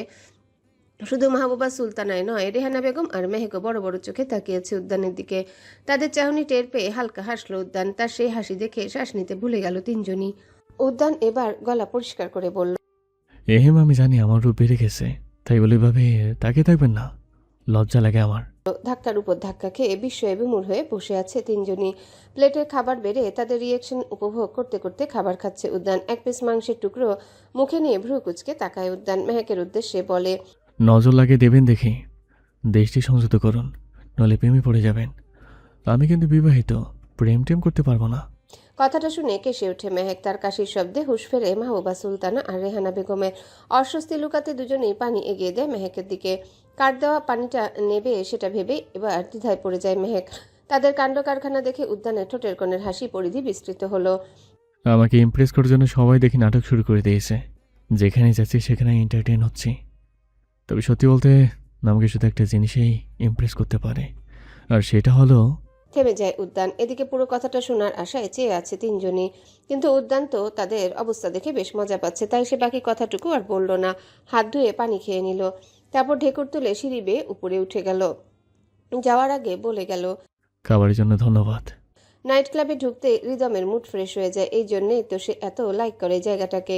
সোলার স্টেটের সবাই যে যার মতো ব্যস্ত আছে আজকে, তাই রিদমও সেই সুযোগে চলে এসেছে ক্লাবে। কাউন্টারের দিকে এগিয়ে যেতে কয়েকজন পরিচিত মেয়ে এসে রিদমের সাথে ঢলাঢলি করতে শুরু করলো। তাদেরকে বাধা দেওয়ার চেষ্টা করলো না রিদম, উল্টো সব কয়টা মেয়েকে একসাথে সামলে ড্রিঙ্কস অর্ডার করলো। আজকে আমার সাথে চলো বেবি। একটা মেয়ে রিদমের গলা জড়িয়ে ধরে বলল। রিদম রাজি হতেই যাবে, তার আগে আরেকটা মেয়ে বলে ওঠে, না, রিদম বেবি আজকে আমার সাথে যাবে। ব্যাস লেগে যায় যুদ্ধ। তাদের যুদ্ধে অতিষ্ঠ হয়ে রিদম হাত উঠিয়ে বলে, তোমরা এক কাজ করো, ওই ফাঁকা জায়গাতে গিয়ে চুলাচুলি করো। যে সবচেয়ে বেশি চুল ছিঁড়তে পারবে আজকে রাতটা রিদম তার সাথেই কাটাবে। রিদমের কথায় সেখানে চুলোচুলি লেগে যায়। মেজাজ খারাপ হয়ে যায় রিদমের। এই মেয়েগুলো তার মুডের 12টা বাজিয়ে দিচ্ছে। যে করেই হোক তাদের সরাতেই হবে। কথাগুলো ভাবতে ভাবতে এদিক সেদিক তাকালো রিদম। অদূরে বসে থাকা একটা মেয়েকে দেখিয়ে দিয়ে বলল, আমি ডিসাইড করে ফেলেছি আজকে রাতটা আমি ওই মেয়েটার সাথে কাটাবো। তো আজকের মতো বিদায় হও তোমরা। মেয়েগুলো একে অপরের দিকে রাগে চোখে তাকিয়ে মুখ বাঁকিয়ে চলে গেল। এতক্ষণ পর স্বস্তির শ্বাস ফেলল রিদম। ড্রিঙ্কস হাতে নিয়ে সামনে তাকাতেই দেখলো একটু আগে যে মেয়েটাকে দেখিয়ে দিয়েছে সেই মেয়েটা কাটকাট চোখে তার দিকে তাকিয়ে আছে। মেয়েটাকে দেখে বিষম খেল রিদম, কারণ এই মেয়ে কোনো সাধারণ মেয়ে নয়। এই মেয়ে হচ্ছে ইন্সপেক্টর উর্বি, মিসেস উর্বি সেন। তখন উর্বি উল্টো দিকে ঘুরে থাকায় চেহারা দেখতে পায়নি রিদম। উর্বিকে একদৃষ্টে তাকিয়ে থাকতে দেখে অজান্তেই ভয় পেয়ে গেল রিদম, কিন্তু উর্বি কোনো কিছু বলল না। নির্বিঘ্নে হাতে থাকা ড্রিঙ্কসে চুমুক দিতে লাগলো। রিদম ভাবলো উর্বি হয়তো চিনতে পারেনি তাকে, তাই সেও খুব একটা মাথা ঘামালো না। ঘড়ির কাঁটায় রাত 12টা বেজে 31 মিনিট। ক্লাবের ভেতরে আজকে একজন সিঙ্গার এসেছে, তাকে ঘিরে সবাই মেতে আছে। রিদমও আজকে কোনো মেয়ের সাথে পার্সোনাল রুমে যায়নি, এক কোণায় দাঁড়িয়ে দাঁড়িয়ে গান শুনছে। এর পেছনে তেমন কোনো কারণ নেই। মাঝে মাঝে রিদম এখানে এসে শুধুমাত্র সময় কাটায়, সব সময় মেয়েদের সাথে রাত কাটায় না। এই মেয়ে, তুমি আমার গালে জুতা মেরে দিয়েছো? কি ভাবো কি নিজেকে? হ্যাঁ, হঠাৎ কারো চিৎকারে রিদমের ভাবনায় বিঘ্ন ঘটে। ঘুরে তাকায় পেছনের দিকে, দেখতে পায় দুজন ছেলের সাথে দাঁড়িয়ে আছে উর্বি। এক হাতে জুতো আর এক হাতে সাইড ব্যাগ। উর্বিকে দেখেই বোঝা যাচ্ছে পুরো দস্তুর মাতাল অবস্থায় আছে সে। সামনে দাঁড়িয়ে থাকা ছেলে দুটো একেবারে উর্বির উপর হামলে পড়ে কথা বলছে। উর্বি না পেরে আবারও জুতো দিয়ে বাড়ি মেরে দেয় ছেলেটার গালে। আমি ইন্সপেক্টর উর্বি, ভেবেচিন্তে কথা বলবি বাল। উর্বির আক্রমণাত্মক আচরণে ছেলে দুটো এবার উর্বির হাত ধরে টেনে নিয়ে যেতে লাগলো। তোর তেজ সব বের করছি, চল আমাদের সাথে। ছেলে দুটো 2 কদম এগোতে রিদম সামনে এসে দাঁড়ায়। রিদমকে দেখে দুটো ছেলেই ভদ্র গলায় বলে, স্যার, এই মেয়েটা চরম লেভেলের অসভ্য। আজকেই প্রথম এসেছে এখানে, এসেই আমার গালে জুতা মেরে দিয়েছে। বুকের উপর হাত বেঁধে ঠায় দাঁড়িয়ে রইল রিদম। তাকে একভাবে দাঁড়িয়ে থাকতে দেখে কপালে গাঢ় ভাঁজ পড়ল ছেলে দুটোর। রিদম আঙ্গুলের ইশারায় ছেলে দুটোকে চলে যেতে বলল। ছেলে দুটো কিছু বলার জন্য মুখ খুলতে রিদম চোখ রাঙিয়ে তাকায়। সাথে সাথেই ছেলে দুটো ঢোক গিলিয়ে পিছিয়ে যায়। উর্বি চিনে উঠতে পারে না রিদমকে মাত্রাতিরিক্ত অ্যালকোহল সেবনে চোখে ঝাপসা দেখছে। সে মনে করে রিদমও হয়তো এই ছেলেগুলোর সাথেই আছে। কথাটা ভেবেই হাতে থাকা জুতোটা রিদমের উদ্দেশ্যে উঠায় উর্বি। হকচকিয়ে গেলে উর্বির হাত ধরে ফেলে রিদম। বিক্ষিপ্ত গলায় বলে, control yourself Mrs Urbi Sen. Urbi Sen সম্বোধনে স্তব্ধ হয়ে যায়। উর্বি ঠোঁট ফুলিয়ে বলে, আমি মিসেস উর্বি সেন নই, মিস উর্বি রায়। বলেই ফ্লোরের উপর বসে পড়ে উর্বি। রিদম অবাক চোখে তাকায় উর্বির দিকে। মেয়েটা উল্টো পাল্টা বলছে, কিন্তু মাতাল অবস্থায় তো কিছু কিছু মানুষ সত্যি কথাই বলে ফেলে। রিদম বেশি কিছু ভাবতে পারল না, তার আগে শব্দ করে কেঁদে উঠল উর্বি। কিছুক্ষণ পর অভিন্ন টেবিলের পাশাপাশি চেয়ারে বসে আছে রিদম আর উর্বি। রিদম আর চোখে তাকিয়েছে উর্বির দিকে। মেয়েটাকে এতটা অগোছালো রূপে দেখবে ভাবতেও পারেনি রিদম। কেঁদে কেটে চেহারার বেহাল দশা বানিয়ে ফেলেছে রিদম। প্রচুর ধৈর্য সহকারে উর্বির জীবন বৃত্তান্ত শুনছে। মেয়েটা শুধু তার স্বামী তাকে ডিভোর্স দিয়েছে সেসবই বলছে। এক কথা বারবার বলছে, তবুও রিদম বিরক্ত হচ্ছে না, উল্টো উর্বির কথা বলার ধরনে মুগ্ধ হচ্ছে। মেয়েটার চুলগুলো এলোমেলো, চোখের নিচে কালো দাগ, ফ্যাকাশে চেহারাটাও যেন কোনো এক ভাবে আকৃষ্ট করছে রিদমকে। আমাকে ডিভোর্স দিয়ে দিল, বিনা দোষে আমার গায়ে ডিভোর্সের তকমা লাগিয়ে দিল। আমার মা বাবা আমার সাথে কথা বলে না, যোগাযোগ বন্ধ করে দিয়েছে। তাদের মতে ডিভোর্সি মেয়েদের মুখ দেখাও অকল্যাণের। আমার জন্য নাকি আমার বোনের বিয়ে হবে না, সেই জন্য। কেঁদে উঠল উর্বি, আর কিছু বলতে পারল না। রিদম নিশ্চুপ হয়ে বসে রইল। হঠাৎ করে অনুভব করলো উর্বি তার কাঁধের উপর মাথা রেখেছে। জায়গাতেই জমে গেল রিদম। আশেপাশের কোলাহল চাকচিক্য যেন মুহূর্তে ম্লান হয়ে থমকে গেল রিদমের দৃশ্যপটে। ফুলের ছবির সামনে অনেকক্ষণ যাবৎ বসে আছে উদ্যান। স্পাই ক্যামেরাতে ততটা পরিষ্কারভাবে দেখা যায় না, তাই এই পর্যায়ে ভালোভাবে দেখে নিচ্ছে। কিন্তু যতবারই সে ফুলের ছবির দিকে তাকায়, ঠিক ততবারই তার দৃষ্টি ঘুরে ফিরে আটকে যায় ফুলের ঠোঁটের উপর থাকা তিলটাতে। কোনো প্রকারে চোখ সরাতে পারে না। ব্যাপারটা বুঝতে পেরে ঢোক গিলে চোখ বন্ধ করে নিল উদ্যান। বসা থেকে উঠে ফুলের টেবিলের সামনে গিয়ে দাঁড়ালো। বইগুলো অত্যন্ত পরিপাটি ভঙ্গিতে গুছিয়ে রাখা টেবিলের উপরে। মনের ভাবনাগুলোকে উপেক্ষা করার চেষ্টায় আনমনে বই পুস্তক ঘাঁটতে লাগলো উদ্যান। বেশ কিছুক্ষণ ঘাটাঘাটি করে চোখে পড়লো একটা ডায়েরি। থেমে গেল উদ্যান। বইয়ের আড়াল থেকে টেনে বের করলো ডায়েরিটা। গোলাপি রঙা ডায়েরিটার উপর ইংরেজিতে লেখা দ্য সিক্রেটস অফ ফ্লাওয়ার। লেখাটা দেখে কৌতূহলী হয়ে পড়ে উদ্যান। আলতো হাতে ডায়েরিটা খুলে প্রথম পৃষ্ঠায় চোখ বুলায়। সেখানে লেখা ছিল, don't touch it without flowers permission. লেখাটা দেখে মুখ বাঁকালো উদ্যান। বিড়বিড় করে বলল, ড্রেসিং রুমে বসে দেওয়ালকে চোখ বন্ধ করতে বলো। Very ridiculous. আমি কি সেটা ভুলে যেও না, এই জন্মে আমি বিহীন, তুমি কিন্তু অস্তিত্বহীন। কেটে গেছে 2 দিন। আজকে ফুলের ভর্তি পরীক্ষা। কিছুক্ষণ আগে পরীক্ষা শেষ হয়েছে। হল থেকে বের হতে ফুল দেখলো আবেশ দাঁড়িয়ে আছে।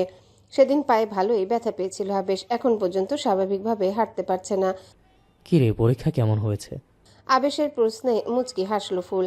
খুব ভালো হয়েছে, ভালো ভার্সিটিতেই চান্স পাবো দেখো। তাহলে তো তোকে মিষ্টিমুখ করাতে হচ্ছে। বলেই পকেট দেখে চকলেট বের করলো আবেশ। নিজের ফেভারিট চকলেট দেখে ফুলের চোখে আনন্দের ঝিলিক খেলে গেল। চকলেটটা হাতে নিয়ে মৃদু লাফিয়ে উঠে বলল, উফ, থ্যাংক ইউ আবেশ ভাই। ফুলের হাসি হাসি মুখখানা দেখে আবেশের মনেও প্রশান্তি ছেয়ে যায়। চকলেটের প্যাকেট খুলে ইতিমধ্যে মুখে পুড়েছে ফুল। আবেশ এক দৃষ্টিতে তাকিয়ে আছে ওর দিকে। পরপর দুটো খালি রিক্সা সামনে দিয়ে চলে গেল। আবেশ খেয়াল করলো না।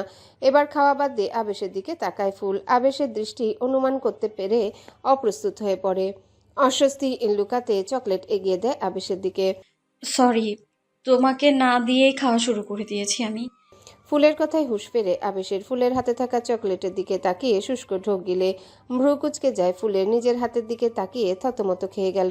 নিজের কামড়ে খাওয়া চকলেট কিনা আবেশকে অফার করেছে। তড়িৎ বেগে কামড়ে খাওয়া অংশটুকু ভেঙে ফেলে ফুল। বোকা বোকা হেসে বলে, এবার খাও। ফুলের এহেন কাণ্ডে আবেশের ঠোঁটের কোণেও হাসি ফুটে ওঠে। চকলেট নেওয়ার জন্য হাত বাড়ায় আবেশ, কিন্তু ফুলকে চমকে দিয়ে অন্য হাতের ভাঙা অংশটুকুই টেনে নিয়ে মুখে ঢুকিয়ে নেয়। বিস্ময়ে হা হয়ে যায় ফুল। হা পিত্তেশ করে উচ্চারণ করে, আপ, এটা কি করলে? হাত দিয়ে মুখ ঢেকে শব্দ করে হেসে উঠল আবেশ। আরেক হাত নেড়ে একটা রিক্সা থামিয়ে উঠে বসে। ফুল তো এখনো নিজের হাতের দিকেই তাকিয়ে আছে। তাড়াতাড়ি উঠে বস, গিয়ে রান্না করতে হবে। আরিফ ভাই ঢাকা থেকে ফিরে এসেছেন, রাতে আমাদের সাথেই ডিনার করবে। কথাটা শোনার সঙ্গে সঙ্গে ফুল অবাক হয়ে গেল। কি হলো, ওঠ না।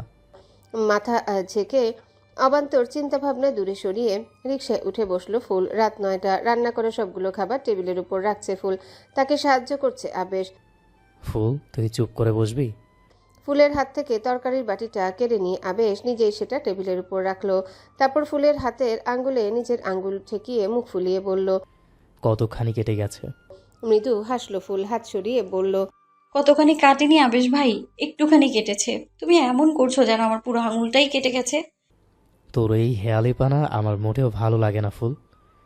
বলতে বলতে ফুলকে জোরপূর্বক চেয়ারে বসিয়ে দিল আবেশ। তারপর ড্রয়িং রুমে বসে থাকা আরিফকে ডেকে একসাথে খেতে বসলো। প্লেটের দিকে তাকিয়ে আঙ্গুলের বাঁধন খুলতে লাগলো ফুল। বটি দিয়ে মাছ কাটতে গিয়ে ডান হাতের আঙ্গুল কেটে গেছে ফুলের। খুব বেশি কাটেনি। আঙ্গুলের বাঁধন খুলতে দেখে চোখ রাঙায় আবেশ।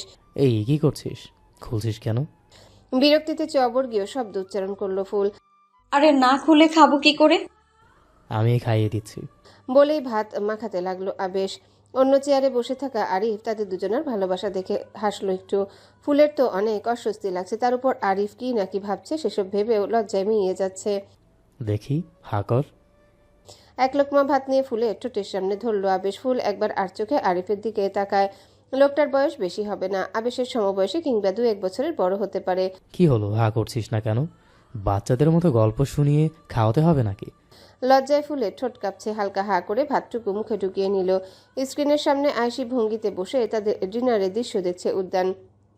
এক হাতে তানের মাথা বুলিয়ে দিচ্ছে, আরেক হাতে গোলাপি রঙা ডায়েরির পৃষ্ঠা উল্টাচ্ছে। সবুজ ডিম লাইটের আলোয় রুম জুড়ে এক ধরনের স্নিগ্ধতা বিরাজ করছে। বটগাছ আকৃতির টেবিল ল্যাম্পের আলোয় ডায়েরির লেখায় চোখ বুলাতে অসুবিধা হচ্ছে না উদ্যানের। ডায়েরির এক পৃষ্ঠায় এসে থেমে যায় উদ্যান, বিড়বিড় করে উচ্চারণ করে, আমি অন্য কারো হাতে খাবার খেতে লাইক করি না, নিজের মায়ের হাতেও না। হাত কেটে গেল চামচ দিয়ে খাওয়া আমার জন্য অধিক স্বাচ্ছন্দ্যের। তবে এসব আমি কাউকে বলতে পারি না। মা মামি আমাকে অনেক খাইয়েছে, আমি তাদের না করতে পারিনি। হ্যালো বন্ধুরা, পরবর্তী পার্ট খুব তাড়াতাড়ি আসবে, তো সবাই অপেক্ষায় থাকো। আর চ্যানেলটি যারা এখনো সাবস্ক্রাইব করোনি তারা পরবর্তী পার্ট দেখার জন্য চ্যানেলটি সাবস্ক্রাইব করে রেখো। ধন্যবাদ সবাইকে, আমাদের সাথেই থেকো।